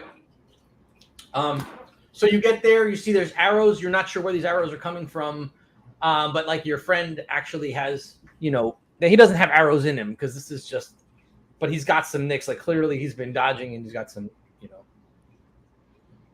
All right. Connor, are you all right? What's happening here? Does it And look I like will- I'm all right? No, they're shooting at us. I will actually move up next to him and take a defensive position, hopefully so that I can block any arrows that are shot at him.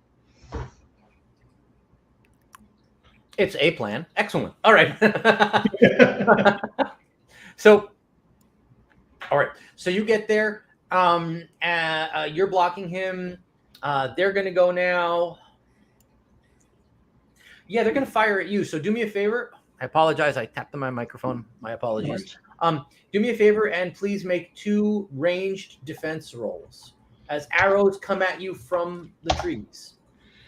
12 and a 16, both are a success. Nice. I'm so disappointed. I wanted to hit you with arrows, but I mean, good for you. Excellent. So, long and short is you managed to sort of move out of the way, but at the same time protect your friend. Yes, the friend behind you is there at the door. They attacked. Okay, let's have Fader, the wizard. You go first, and then we'll see what Connor's going to do. All right. So, did I happen to notice where the arrows are coming from? Fader, do me a favor and make a wisdom roll. See if you can see these guys that seem to be using invisibility because they've got predator camo. 19. That'll Wow. pass. You absolutely see them.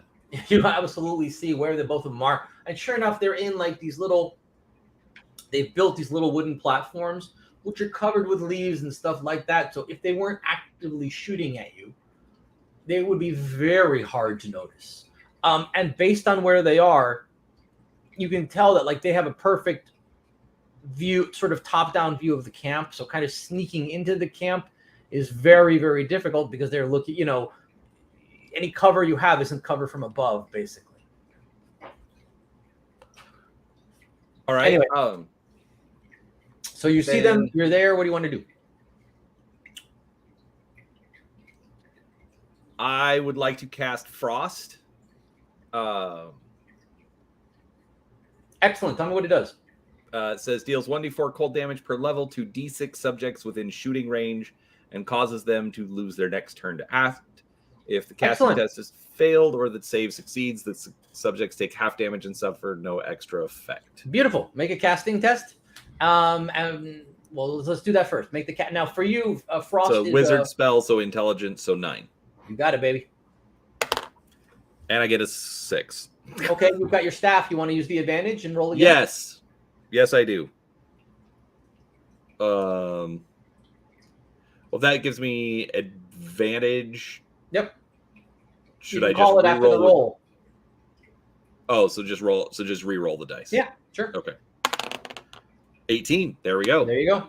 Yeah. My rules tend to be very gentle about that kind of stuff, because you don't need to be psychic to determine when to use your special ability. All right. So beautiful. You succeed. Do me a favor. Roll a d6. Tell me if you get one or both of them. I get 3 targets, so I obviously get both of them. Yep. Now, if they were, just so you know, if they were in melee with your friends, you would also hit an equal number of friends. So when you're trying to do in kind of an area attack like that to a group that's in melee with your buddies, there's a downside, which is you're going to hit your buddies too. Okay. Got it. Okay. So, but in any case, right now they're up in the trees and you don't have buddies up in the trees. You know, some poor Ewok falls and dies, but otherwise everyone is fine. So what's the damage on that? D4. Beautiful. Roll D4 damage. 3. Okay. And then they lose their next turn to act. Yes, and they lose to their next turn to act. That is excellent for you and sucks for me. So, all right. So now they get to go. No, they don't. That was exciting. No, Cody, you did not go. I'm sorry. Connor did not go this first round of combat. My apologies. Connor, what you going to do, baby? Okay. I see the wizard like point up into the trees. I'll look where he's pointing. Do I see the At this point now you see them. Yeah. In particular, you see them because the two like areas where they are suddenly like frosts over and you hear that like it's like the sound of winter happening all at once. It's like that crunching, crackling, the leaves. You know, you're already in autumn, the leaves crisp. There's no question as to where they are now. And now you're sort of smacking yourself like I should have seen it. But all right. I put my back up against Hayden like he's cover. I'm like, cover me, buddy. And I turn around his legs to let off an arrow. Excellent. Go ahead. I miss. Okay. You know, it's perfectly reasonable because based on the angle where they are, you know, it's not the easiest shot in the world. So just based on the angle and stuff, you miss. No harm, no foul. Okay. Now they get to go. Oh, no, they don't. Stupid spell. Okay. Now it's a new round. So let's start over and let's start with Hayden. What are you going to do? All right. So they're up in the trees. So I'm going to reach back and grab my bow. Oh, wait, that's a black bow. I'm screwed. No, I'm kidding. I don't. They're up in the trees. I'm going to reach out and pull out a dagger and hurl it up at one of the guys. Beautiful. Make a ranged attack roll. Let's see. Ranged attack roll. What is your dexterity test? My range attack is 11. Beautiful. There you go. And I roll a 9. Okay. I'm going to spend a point of faith and reroll that. All right. Make it happen. Roll over advantage. 14. Much better. That's a hit. Roll for damage. I think you've got the dagger damage written there on your sheet. 1d6 plus 1. I think that +1 is for melee combat only because if I'm not mistaken, you are fell-handed, which means you do bonus in melee. That is correct. Yes. So you just yeah. Okay. So 5 damage. Okay, 5 damage. That was quite a number of more points beyond what this guy had. So your dagger, you know, he's like starting to move. Finally, he sort of pokes his head up. His mistake. Your dagger finds its spot, and he just falls off the thing. He is an ex-bandit. Okay. Cody / Connor. Yeah. Now I'm gonna like come up underneath Hayden and Fire again. Perfect. This time I hit. Fantabulous. Roll for damage. 7 points of damage. Oh, oy vey.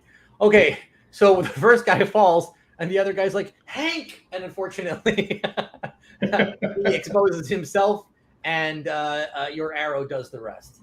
He also, actually, your arrow does enough that he doesn't fall because you pin him to the tree.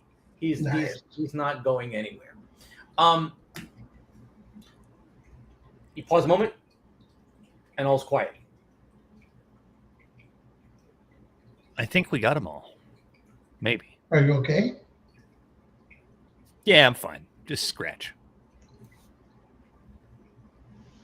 No big deal. All right. I thought Tom said that the bandits were gone. Did he say that? What you see, Fader, remember, he said that when he was there, there was a group of them. It looked like 4 or 5 of them had killed each other. But Okay. this camp looks like it holds probably 20. Okay. Well, now 18. Well, minus the ones who killed themselves. So now maybe 14. So this camp holds more than, and you do see the area where it's very clear that's the area that Tom probably found the bodies. As you see you're up close, and you can see there's still sort of, blood spray on the bushes and so on. Like, it is very clear that this is where a fatal confrontation occurred. And there's even like ripped cloth and stuff still there. Like, the bandits clearly got rid of the bodies, but they didn't tidy up beyond that. But they also, and clearly they did not clear out. So Well, some of them didn't. Right. Well, I think we found the right place. But maybe we should find out, or hopefully try and talk to someone before we kill all of them, because I suspect we need to know where they found this bow. Good Let's see. thinking. So, good. No, I was going to say, do you have a heat spell to warm them up so we can talk to them? Unfortunately, I don't. My powers have gone the other direction. Hayden, I am. How about you lead the way? Let's move into the camp, see what we can find. Well, you guys are in the camp. I mean, Hayden is in the camp because you aren't, but Hayden is in the camp because Cody was trying to get into that cabin, but the door was locked. Hayden ran up to protect him. So both Hayden and Connor are in front of the one sort of wooden structure in the camp. Let's try to get into the wooden to the cabin. Good plan. So, I pull out my dagger and what kind of lock is this?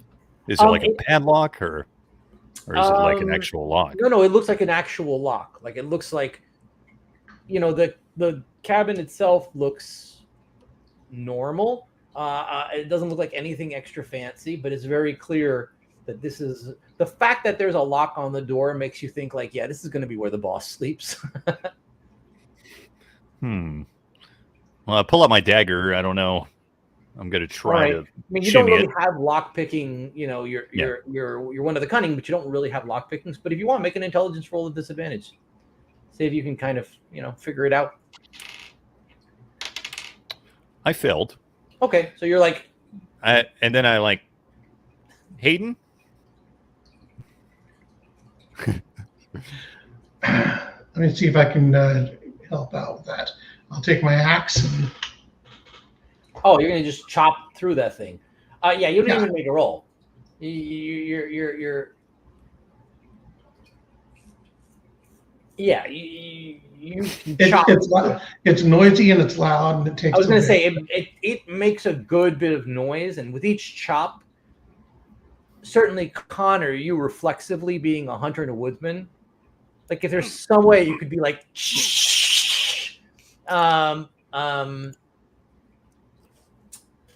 Fader, I leave it to you in terms of how you're going to go for it. But easy enough. You certainly smashed open the door. Someone's going to know that this door's been smashed open. There's no subtlety. Oh fuck yeah.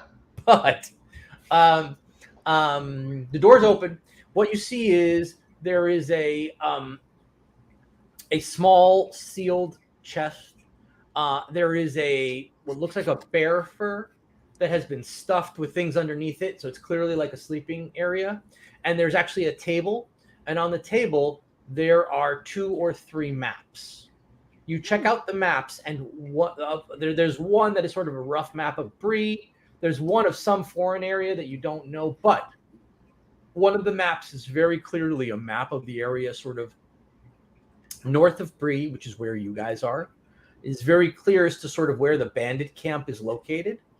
And there's an indicator you see very clearly there's an indicator about a couple of places on the road with hiding places. It seems to be like, hey, this is a great place to ambush people. Sure. Okay. But also on the map to the north of you, in what seems to be Fornost, you see there's a circled area and it says treasure site. Found it. Pointed out to Theater. This certainly looks like where we might need to go. I think you are right, good sir. Let's So, everyone make a wisdom check for me. fail. I'm not going to make it with a D6 roll, that's for certain. 16, got it. This is what I rolled. A 1? And A 1. Excellent. Okay. Okay. So, all right. So what do you do? Don't worry, nothing bad is happening at all. Yeah. Just to make sure, you did say I made the roll, right? I'm sorry, you made the roll? I did make the roll, yeah. Oh, son of a gun. All right. I mean, yay, good for you. I mean, you can say I failed it, and we'll be happily go along because it sounds like more fun. But Well, it's more fun for Len. Hey, Hayden, you're like, shh. It sounds like there is a troop of men headed towards the camp. we've got company. Do we want to stick around and talk to them, or do we want to get out of here quickly? Company. I don't hear anything. We're moving. Let's go. Yeah. Okay. All right. So you guys, you get out. You want to head back the way you came, or what do you want to do? Head to I'm the gonna be treasure a little site. bit- I need some specificity here. What exactly are you guys going to do at this point? Let's say you're outside of the cabin right now and time has stopped for a moment. What would you like to do? Is there any windows? In the cabin? Yeah. Yes, there are. Is there one in which way? Well, I There's don't one on hear it. both sides, right or left. It sounds like they're coming from the left. If the door is facing me, the way I'm facing, there's a small window on the right, small window on the left, and they're small. They're probably intentionally narrow so that you can't just squeeze through them. But you, if you're trying to take a peek out of either or both, they're coming from the left. Try to take. They're still too far. They're farther away. You can't quite see them. You can just. It's just on the edge of hearing them, but they're not here yet. They're not here yet, but they will be here in not too long. The bear skins, was that a rug on the ground? It's a bed, basically. Yeah. I pull that out. Make sure there's no trapdoor or anything. Nope. Okay. Well, I could probably squeeze through that window, but I don't think you guys can. So I say we just go out the door and run. Out the door. We'll go to the right, circle around, head up towards the treasure site. Let's go. Double time. I'm already You taking guys off. are just going double time. Yes. Yep. Excellent. Okay. So you guys go and you move and you head out and you go double time and you're moving pretty quickly.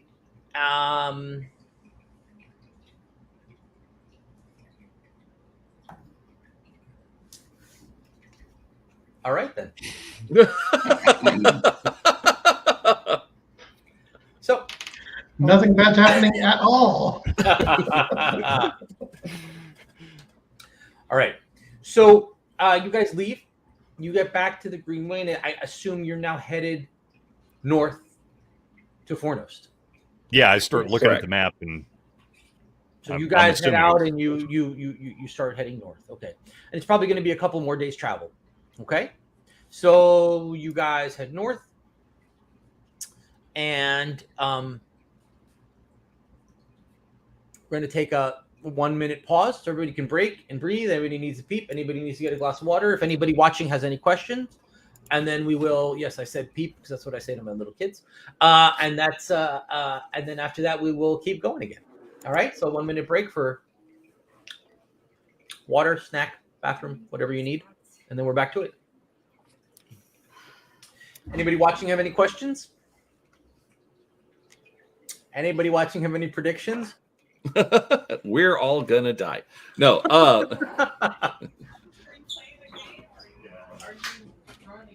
I think Len is hoping he can kill all of us, but we'll see what happens. It would be convenient. I'll say that. It would be convenient. It would be convenient. I mean, it's one way to wrap up an adventure. Is all I'm saying. I have never once died in one of Lynn's games. Of course, I've only played one of them.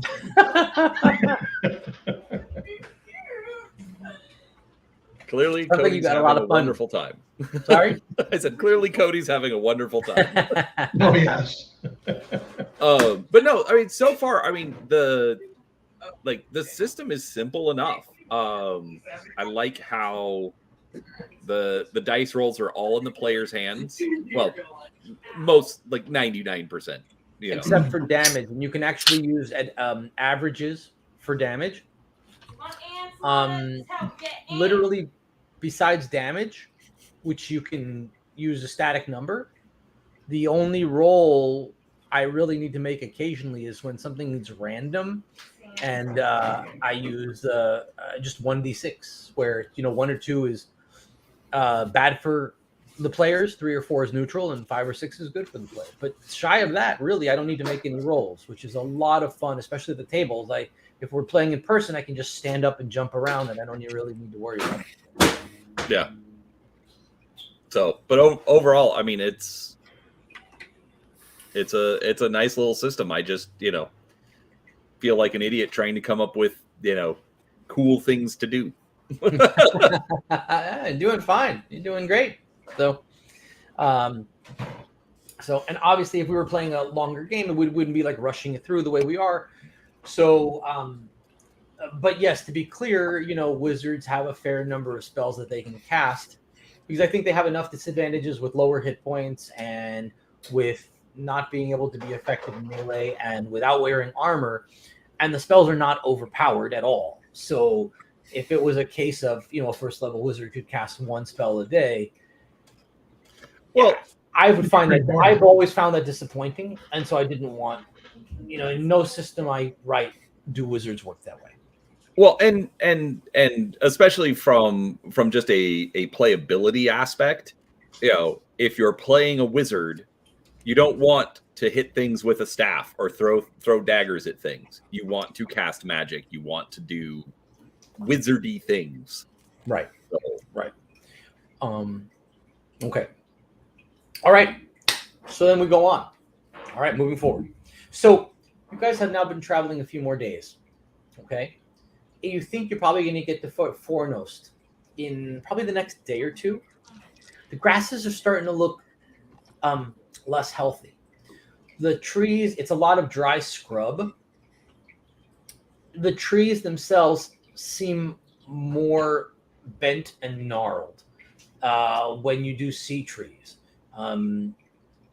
Their trunks have generally gone from brown to grays. And you see birds less often. Even the insects less often. Oh, actually, you're in fall, so there's probably not many in any event. Len, I've got to step away for just a second. I'll figure out what's going on when I get back. Perfect. Fader dies. No, okay. So you should be getting to Fornost tomorrow, okay? Okay. It's not super comfortable or anything, though. It doesn't feel great where you are. I'm not quite sure why. As you've been marching, every once in a while, you'll occasionally hear a whisper. There's no one there. It's probably your imagination. You guys are setting up camp for the evening, okay? Mm-hmm. And it's going to be one of you two. I'll set up the camp. No, you've already set up camp. Oh. Yeah. Gotcha. So yeah, one of us is on watch. One of you is on watch, right? It's gonna be Hayden. So Hayden, you're on watch, and you're on watch. So you're doing your best to be as watchiest as watchy as you can. Okay. Yes. Do me a favor and make me a wisdom / perception roll. My favorite thing. Mm-hmm. Oh, okay. 18. Success. Nice. Okay. So you're on watch and you're looking, you're aware all around. Back in the direction that you came from. Okay. Mhm. So the direction almost from Bree, from the road where you've been traveling on for several days. And again, road is not really at this point anymore. Again, it's the hills, the rough and tumble, the tumble down ground. The stars on the horizon sort of black out for a moment.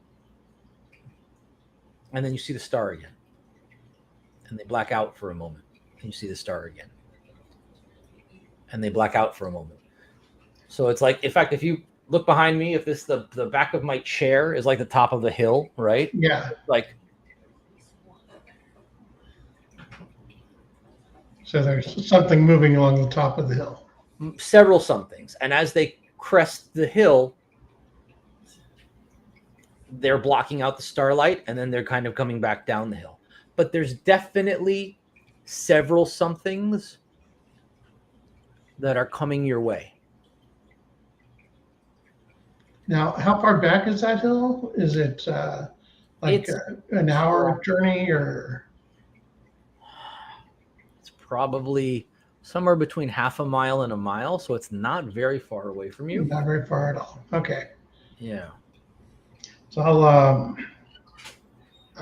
nudge Connor and Vader both and kind of Yeah. What? gesture in direct distance where I saw the motion. Something's moving towards us. And again, some things. It's like it's definitely the shapes of multiple things, people, animals, whatever, cresting the hill and coming In this direction. down in the direction. Yeah. All right. So using my knowledge of warfare and strategy and tactics, could I have set up people use that skill. Sorry, go ahead. Could I have set up a defensible campsite for us so we might have some cover if something should decide to attack us? Sure. Give me an intelligence roll. We'll roll with advantage. Okay. Intelligence is. I'm not the smartest. Well, you got advantage. But advantage gives it to me. Excellent. So you did a pretty good job of setting up a fairly defensible campsite. Okay. You guys have your back to an area where it's actually pretty hard to see you, and anyone who wanted to anyone who's attacking you needs to attack you from only one direction.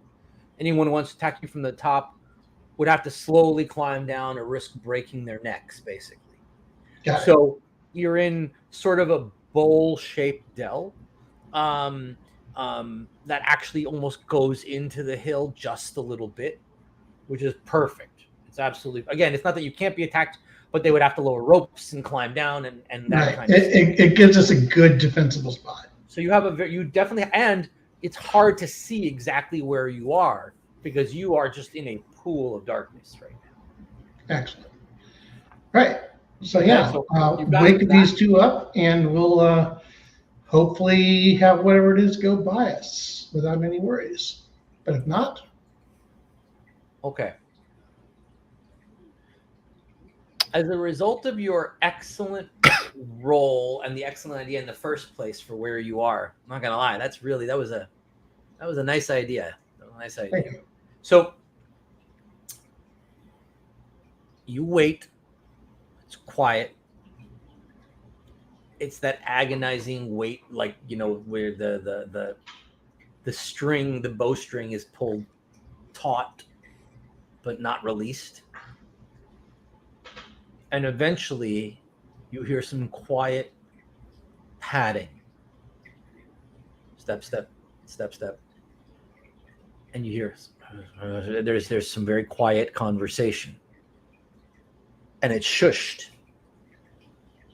It goes by you. It's very clearly a group of men who are being quiet and following a trail up the road. It's a group of at least 10 men, which is not a small number. Who are making their way up the road. Clearly, slowly, and they seem to be tracking. I started looking back at the wall and everything, looking around. I'm like, yeah, it's a great position. Only one problem. What if we got to run?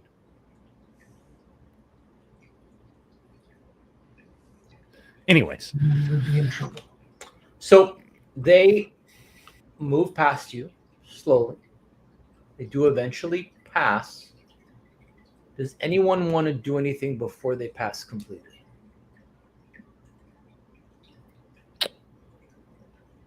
No. Negative. All right. So they pass.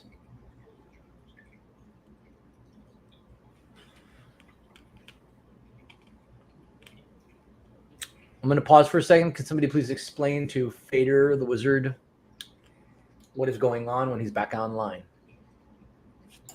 All right, what am I doing? So real quick, we have camped for the night. We found a very nice defensible spot to set up a camp. Okay. While I was on watch, I noticed that there were figures coming over the hill near us. So I woke us up. I woke you and Connor up, and we're just sitting and being quiet. And we noticed a group of men who were being very quiet and tracking something as they moved past us. Okay. They have just passed us, and Len has asked us if we want to do anything while they're going past. I'm going to say no. All right. So you guys wait, and what you hear, not too incredibly far away, is at this point some of the conversation, kind of the volume goes up a little bit. You're like, look, I can't make out anything anymore. I don't know where the tracks are at this point. They obviously went this way. Wait, let's retreat. Let's pull back. Wait till it's light again, and we can continue on their trail. Let's pull back to we thought, I figured we'd have caught up with them by now, but in this darkness, I confound this darkness. I can't see anything.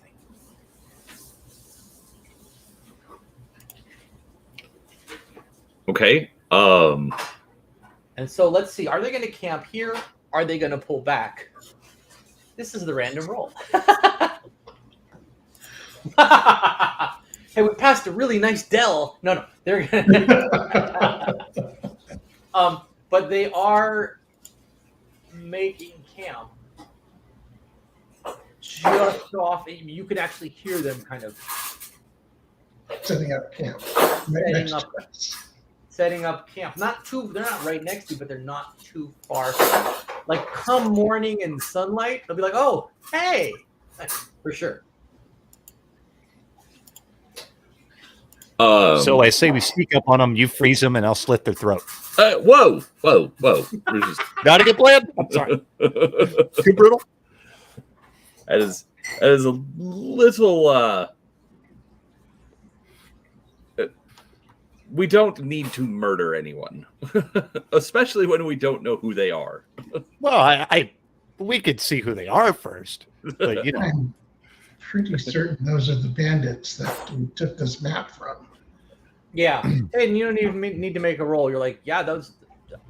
I'm fairly sure. Yeah, you don't even need to make a roll. Almost certain. Yeah, but no, we're still not, freezing them and then murdering them in their sleep. You're not asleep yet. But they will be. That's a better plan. Wait till they're asleep. We freeze them and then slit their throat. You're brilliant.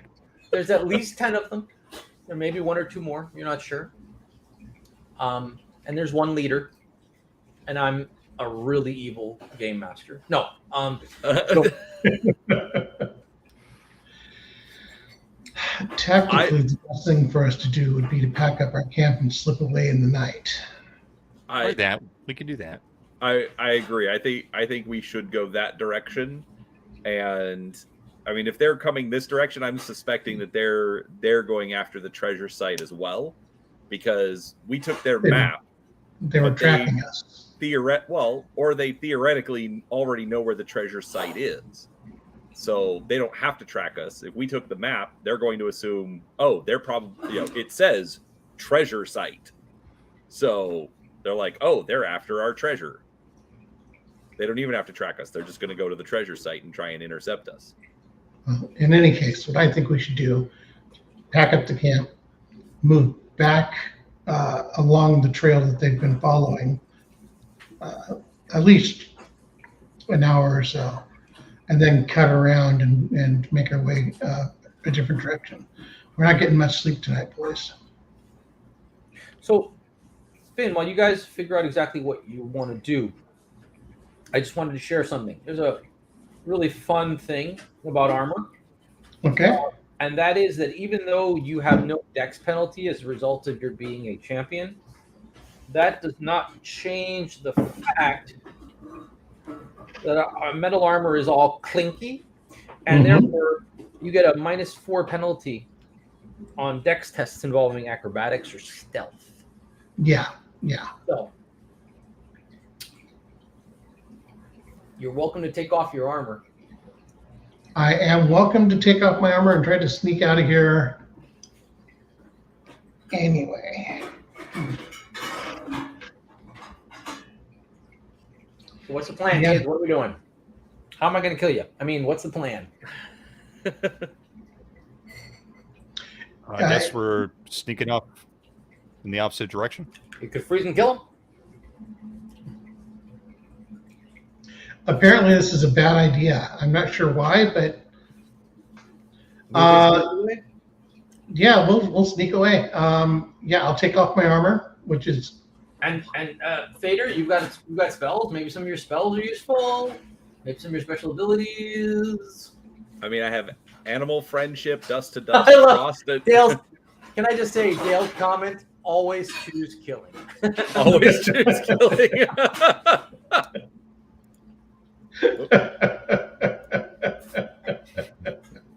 There we go. I love it.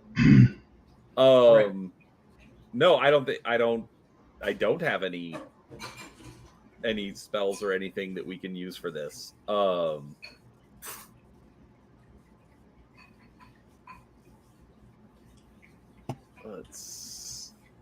You guys can talk amongst yourselves too. You can, put your heads together, whatever you want.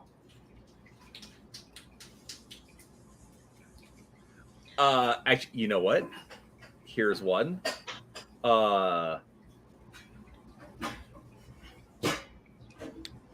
Freeze them and kill them in their sleep? What a great idea. Are there any animals around? Can I tell? Like, is there any way I could tell? You're in the woods. There's certainly, you're out in. There's certainly animals around. Yes, sure. Can we say that one of them's a skunk? That's rather specific. Odds are no. We can't. You know what? Hold on, I know a skunk call.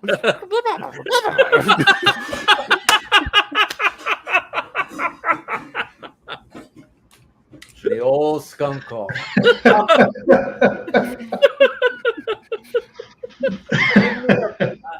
No, I'm not even gonna give you a. That's like, yeah. That's real specific. Well, because I have animal friendship, and I can get them to perform a service. Yes. So if we can find a skunk, we can Go send it after the bandits. Do you have faith that there's a skunk in the area? I do. You know what? Let's go for it. This is a convention game. Give me one. Spend 1 point of. Do me a favor though. Spend 1 point of faith, please. Yes. And there isn't a skunk, but well, first make a roll to cast animal friendship. Okay. It's a skink instead of a skunk. And that's a bard spell, so that's going to be based off your charisma. Right. So I need an So for anyone 11. wondering, there's 20!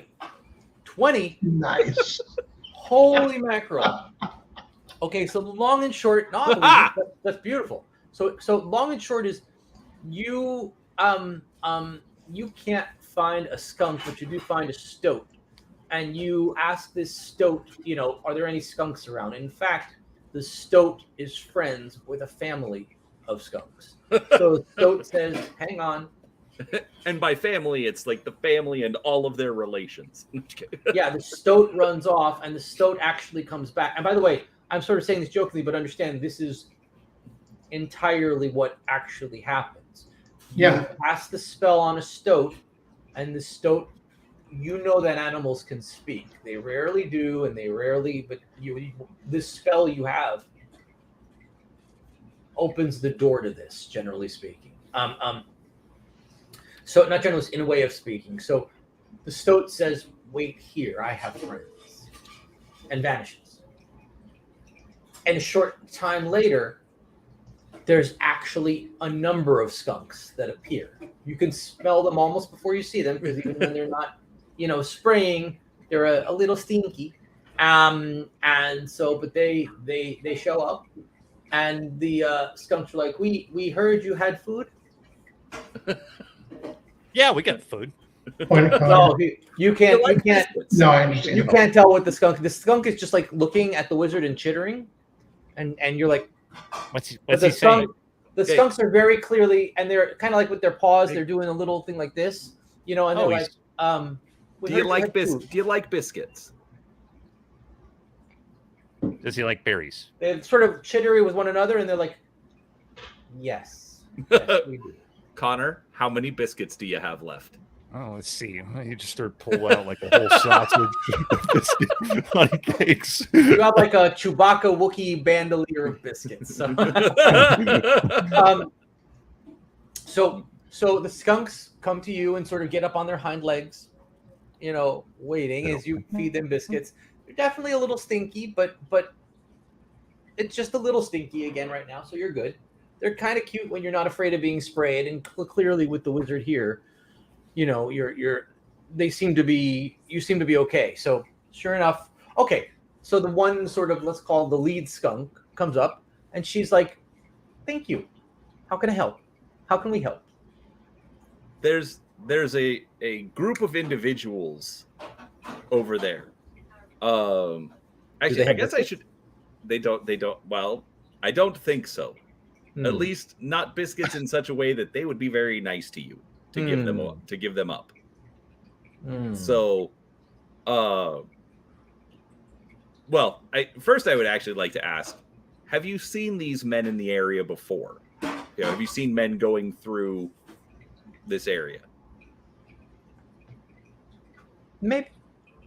Remember, this is animal friendship, not animal communication. Oh, so not animal. Oh, okay. Yeah. I mean, we're doing it as an animal communication thing, but yours is a very focused kind. So. Got okay. All right. Sorry. So, her answer is maybe. Okay. Well, there's a group of men over there, and I know you have an ability that you normally only use for defense, but if you could do that, even though you're not necessarily scared, while they're sleeping, we would really appreciate it. Okay. Turns to her friends, and they sort of chitter, and they kind of and run off. What was that all about? All you guys heard was like him looking at the skunk and just sort of kind of whispering. The skunks were chittering a little bit. They got food from Connor, and then they went back and chittered a little bit, and then they went off. I think I found a way that we can. Well, I still say we leave the area. Bam! Think... When you say the word area, you suddenly stop speaking because you are overwhelmed. Overwhelmed by the smell, and it's not even on. You immediately hear, "What in the name of a variety of things that I am too much of a gentleman to repeat," gets uttered, and we're not even going to roll for this because you rolled a 20, and that was awesome. And so the bandits are the bandits pack their stuff and basically run away. They're going to need to deal with this because they are all just they're crying. They've got the acid of the stink, and so yeah. This is you've effectively beaten 12 bandits, including a bandit leader with a bunch of skunks. So,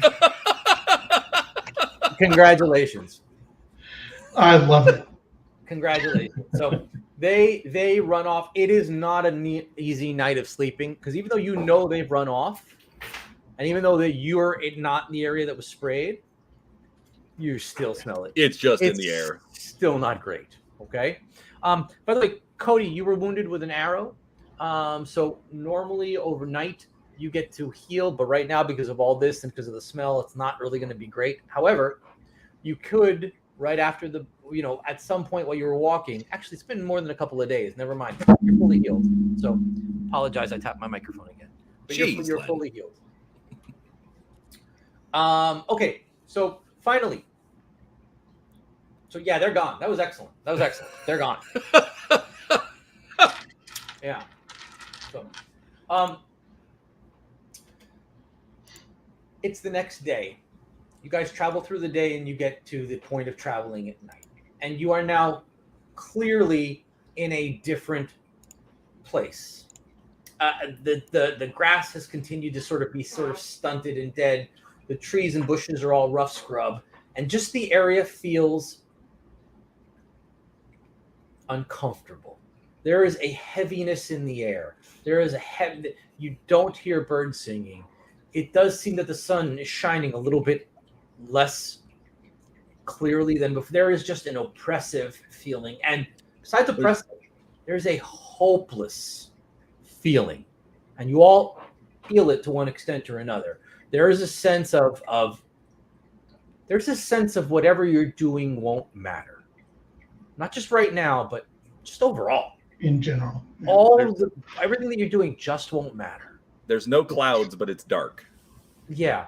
Everybody do me a favor and make a will save. Okay? And the halfling has advantage on this save because this is a save against despair. Pass. I can tell everybody's kind of looking down, and I'm like, my old Uncle Bucky, he used to sing this song that kind of it perked us up when we were feeling blue, and I started singing this little song. Maybe it'll help everybody. Excellent.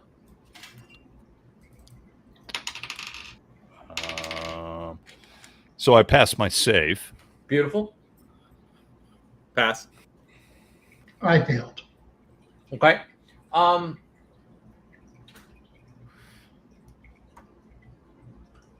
All right, so you, Hayden, you have 1 point of despair. Okay. Now, Right. Just so you guys know, again, if we were on ongoing, this were going longer. If your despair ever exceeds your starting faith, you basically fall into despair. You have a -3 on all tests and rolls until something happens to sort of break that. Okay. So you wouldn't be anywhere near that after 1 day, but you wouldn't be wanna be wandering around the ruins of Fornost or Mordor, or if you're not playing Middle Earth, some just like awful evil place for an extended period of time. Or if you are, you're hopefully traveling with people who have boons like musician and leadership and all that good stuff to help boost your morale and help you, get steel yourselves against this. Okay.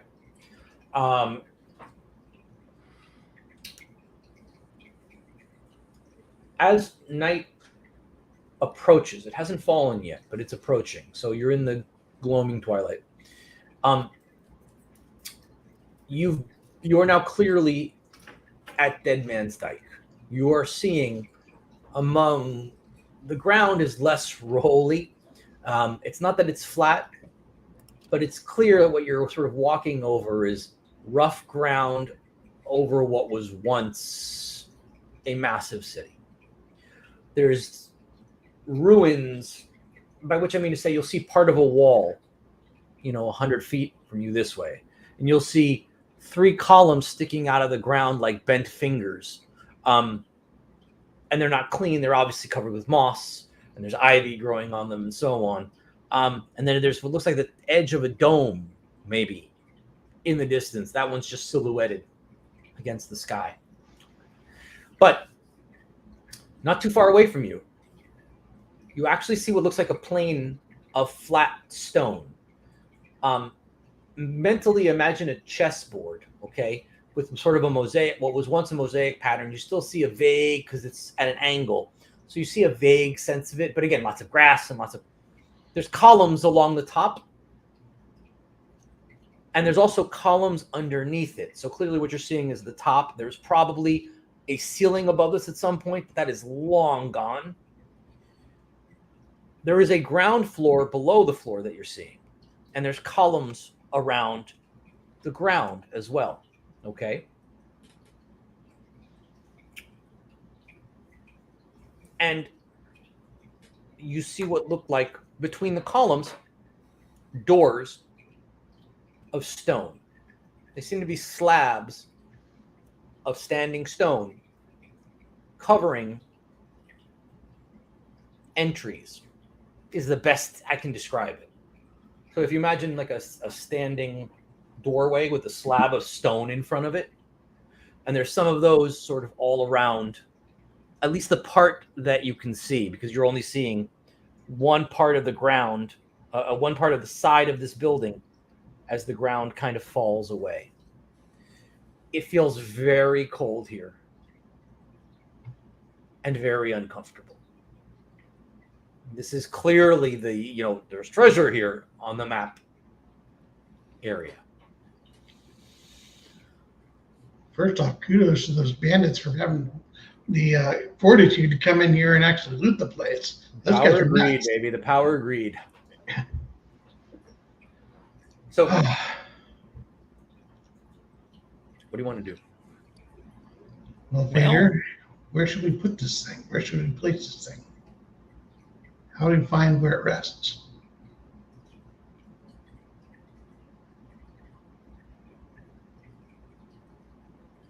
You're muted. So I know that the bow comes from this area. It's very clear that it seems to be from this area based on the whole sort of treasure thing and so on. So there's no obvious visual from what you can see of this part of a building. And again, you're only seeing one kind of wall of the ground floor where you see these passages that are covered with a door of stone, I guess. And they are all, you don't see anything there, but there's the back part that you can't see and the side part that you also can't see. Okay. I mean, does it look like there's any kind of like a chamber or anything around? And there might be. You can walk around the place and see if you can find. I mean, you can do a circuit around it and take a look at it if you'd like. Yes. Let's do that. You guys do that. You sort of take, and as you're sort of kind of making a circuit around it, two things happen. One is you hear a hollow, high-pitched baying. It sounds like a dog, but it sounds angry and sick and loud. And it sounds surprisingly close. You hadn't seen any dogs, you don't see it, but it sounds surprisingly close. As you sort of are turning the corner, the shadow of a dog turns the opposite corner. And I describe it as a shadow of a dog, but we're talking about a mastiff that's probably 3.5 feet at the shoulder, big square dog shadow. And in this lighting, you can't really tell what color the dog is or whatever, or it may just be that you can't tell what color the dog is, period, except that the eyes are yellow and they seem luminous, and you get a distinct sense of hatred from this dog. And everybody do me a favor and roll for initiative. When the black dog bays, someone dies. 20. Failed. I have also failed. Okay. You rolled a 20, Fader? Yep. Not only do you go first, you get advantage on your first roll for whatever you're going to do. Okay. Is it so when you said a shadow of a dog? Does that mean Yeah. What I say is, like I just see the shadow, or like this is an undead dog? give me an intelligence roll. Okay. And roll with advantage because you have lore. I do have lore.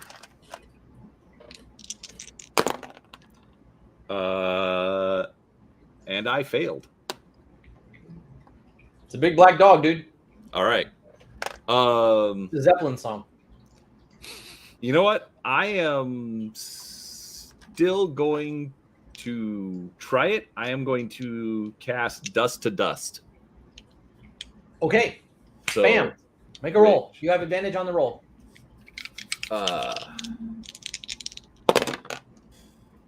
Got a 20. Seriously? Yes. Double damage, baby. I believe you. I believe you. That's awesome. Okay, roll for it. It's I think 1d6 plus 1 at this Yep. level. And then double it. 10. 10. Wow. Excellent. Okay, so it now bays. It makes this incredible, and it succeed or fail, whatever happens right now, it runs up and down your spines, and whatever you actually do, you guys all want to just run away from this thing. Now, having said that, everybody do me a favor and make a will save. Brian, you have advantage because this is a magical effect, so you get advantage on it. And Findle, you have advantage because you've got courageous. Yep. Fader, roll double ones. No. Can't see it, brother. Here, read it. That's another 20. Oh, excellent. Stupid dog. Okay, you're fine.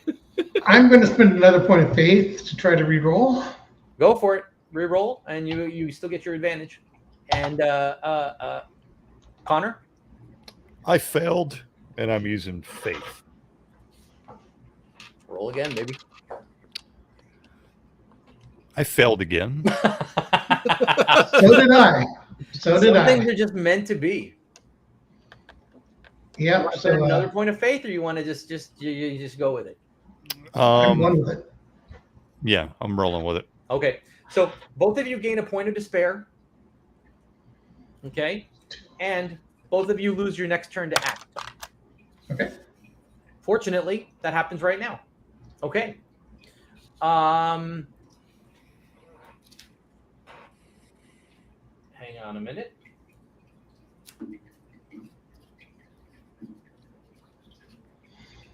One moment. I'm so sorry. I'm a terrible GM and should have had this bookmarked. Loading. Please wait. Exactly. What kind of idiot wrote this game? Ah. Okay. I was going to suggest sausages, but I think it's time to run like mad. Okay. Yeah, that's what he does this round. Okay, so it's a new round. Fader?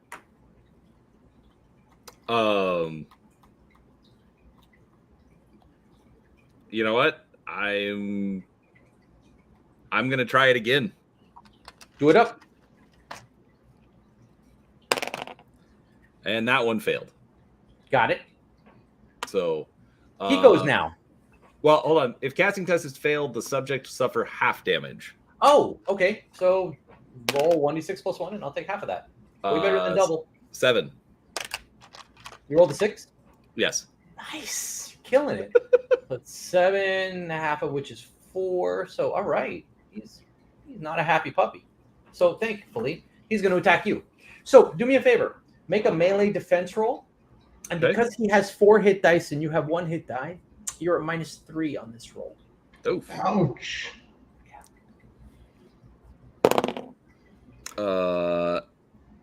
And I absolutely failed that. I didn't get a 1 though. Okay. Well, in that case, how would you feel about taking 6 damage? It's 6 turn. Yes, that's a 6. I will. And doing 6 damage as the dog jumps on you and starts, tearing at my throat. trying to tear. Now, obviously, you're keeping it at bay with your staff, which is why you're still alive. But yeah, so that's what's happening. Okay. Okay. Finn? Hayden? There is a wolf dog thing attacking Fader, and I can't have that. So I snap out of the kind of fugue state I was in for a moment, and realize I have to do my duty. Yep. So I just charge forward with the axe and the mace and just start laying into the thing's side. Beautiful. Go for it. Roll to hit, -3. Same thing. It's your melee attack. It's -3 because the thing's level 4. Natural 20. Come on. You guys are killing my dog. That's just not right. Kind of the point. Okay. Roll for damage and double it. Okay, 1d8 plus 3.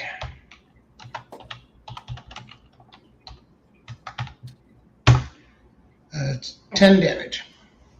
Is that doubled? That is doubled. I rolled a 2 plus 3 is 5 times 2. 10 damage exactly? Yep. So the creature has taken 24 points of damage. Does anyone want to guess how many hit points it had? No, I'll tell you. 24? It had 24. So Connor is like, ha! Take that. Okay. So here's what happens. You kill it. You kill it, and it just goes. It vanishes in kind of like a inky smoke cloud that almost seems like it's liquid for a moment before the liquid becomes gaseous and vanishes. Okay? It vanishes, but then that horrible baying sound that it made, you now hear another one sort of far off in that direction and far off in that direction, and there's another one a little bit closer in that direction. There's one back in that direction. There's another one in this direction. You hear a lot of various, almost like all. I think it's time to do the bow spell summoning thing. Maybe that one dust spell you did. Maybe that'll work. Now, having said that, let me say this: as you came around this, you were distracted by the Bargeist. But as you came around the corner, one of the stones has been moved. You can tell one of them is like down on the ground and cracked, in fact. And you can see what's behind the stone. And it's not actually a passageway. It's actually what looks like a slanted table where you've got a moldy skeleton sort of leaning back with ruined armor. Like there's nothing of value there. Ruined armor, the rotted remnants of a quiver, the rotted remnants of arrows. There's nothing on this thing that's of value except what's not there, which should be by the positioning. Because you've seen pictures of and when I say you, I mean Fader. You've seen pictures of the burial, the noble burials and what it's supposed to look like and what these black archers, how they were buried and so on. There's a bow missing. Like this skeleton should have a bow here and it's not. And one of his arms like dangling and broken. Like this is where the bow's from. Not even a question. Okay. Gentlemen, I don't think we have much time, but I think we found where this bow belongs. You're not talking. Put it there. Let's go. I was saying, let's. So, all right. So I take the bow. I mean, I assume it does. Like he's like the skeleton's not getting up and moving around at us. So kind of sitting there. But go in, try and put it back. Right. In the way it should be. You go in. You've got it's still in the bag or the sack or whatever. But you go in. You sort of. So as you're about to put it down,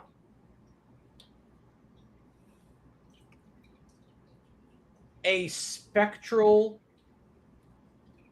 version of the skeleton, not like a person, not like but it's the exact same skeleton, but a spectral version of it almost comes out of the skeleton itself and reaches for the bow and grabs it.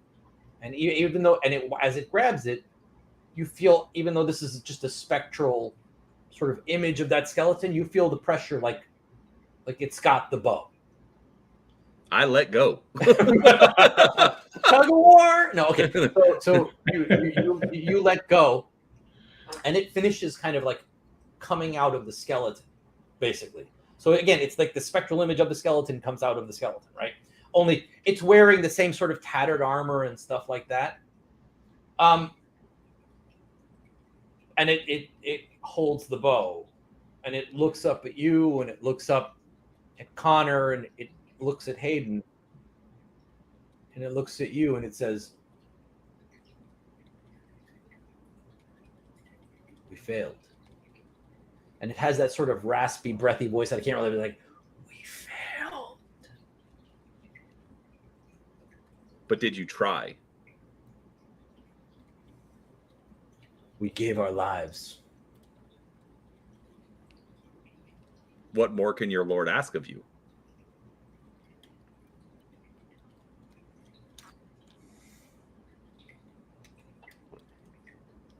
You feel a rush of power with a capital P, right? Sort of rush through.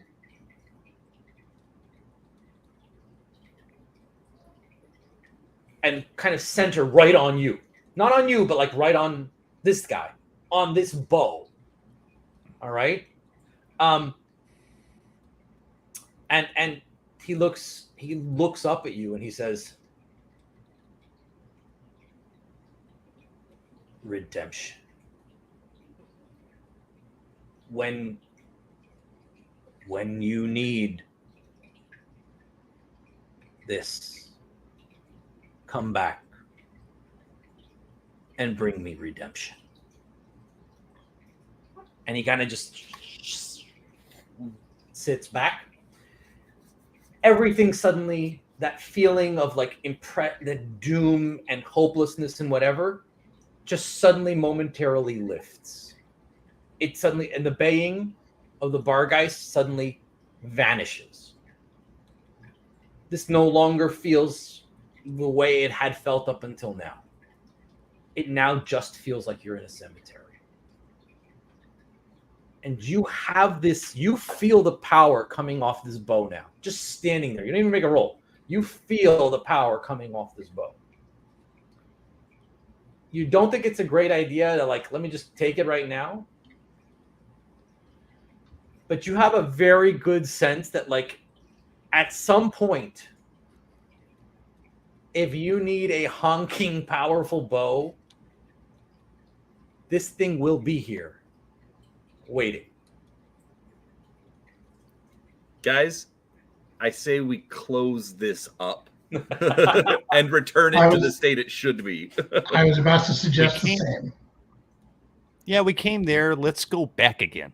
So you guys close. You guys, it's a heavy as hell, but with especially with Hayden, you're like, and you manage to pick the thing up. You close it, and yeah, and again, this now just feels like you're in a cemetery. Okay. No more, no less. It is a lighter feeling. it feels like you're in an important cemetery. Let me be clear about that. It feels like you're in a cemetery where you know something happened, right? But that's what this. But it doesn't feel dreadful. It doesn't feel hope. That sense of hopelessness, in fact, has almost been replaced with a sense of. So you're saying there's a chance, right? It's almost been replaced with a sense of that there's a hair or a thread or a sliver of hope, of potential redemption, if this thing gets used. And you guys leave, and that's that. And you get back to Bree. Tom is completely fine and healthy and arguing and saying, "Get me out of here." And the constable lets him out as he sees the change. And you guys are done. Congratulations. The adventure's over. Great. Very fun. So Great game, Len. Thank you so much. Thank you so much. Again, I know it was a little bit on rails, just the nature of a forced 3-hour kind of con game, but I hope you guys enjoyed. Yeah.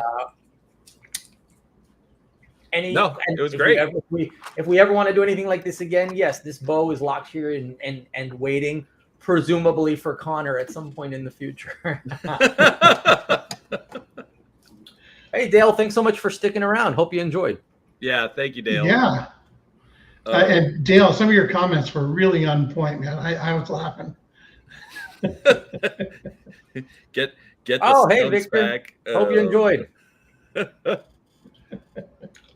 No, it was good. And the thing is, like, I don't think there's any problems with a Rails game for something where it's either a one shot, a convention style game. Rails are fine. Yeah, absolutely.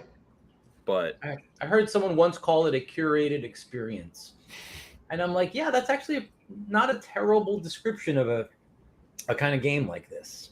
Yeah, it's what you expect going into it. You want atmosphere, you want cool scenes, and you want a start, a middle, and an end, right? And that's exactly what you gave us. So. Well, I had a blast running it for you guys. I'm not gonna lie, you guys were all absolutely excellent. Yeah, had a blast playing. Yeah, exactly. And you had great descriptions. You had it was an absolute blast, and I'm very grateful that you set this up. Yes, awesome. Very much so. Well, thank you guys. It was lovely. If anyone has any questions, I'm gonna hang out the crypt of the bow of badassery. Yep. I love it. All right. Well, then, all right. So, gentlemen, hang on. We will chat a little bit off screen. But to everyone in chat, thank you so much for hanging out here. I hope you all enjoyed it. To everybody who is watching this later, again, I do hope you enjoyed it. I hope you had fun with us. Don't forget, there are links down to Drive-Thru RPG where you can pick up There and Hack Again by Len Pimentel. And beyond that, until Wednesday when we do the 4-Color Cafe again. So, all right. Anyways, thanks for watching, everybody, and we will talk to you next time.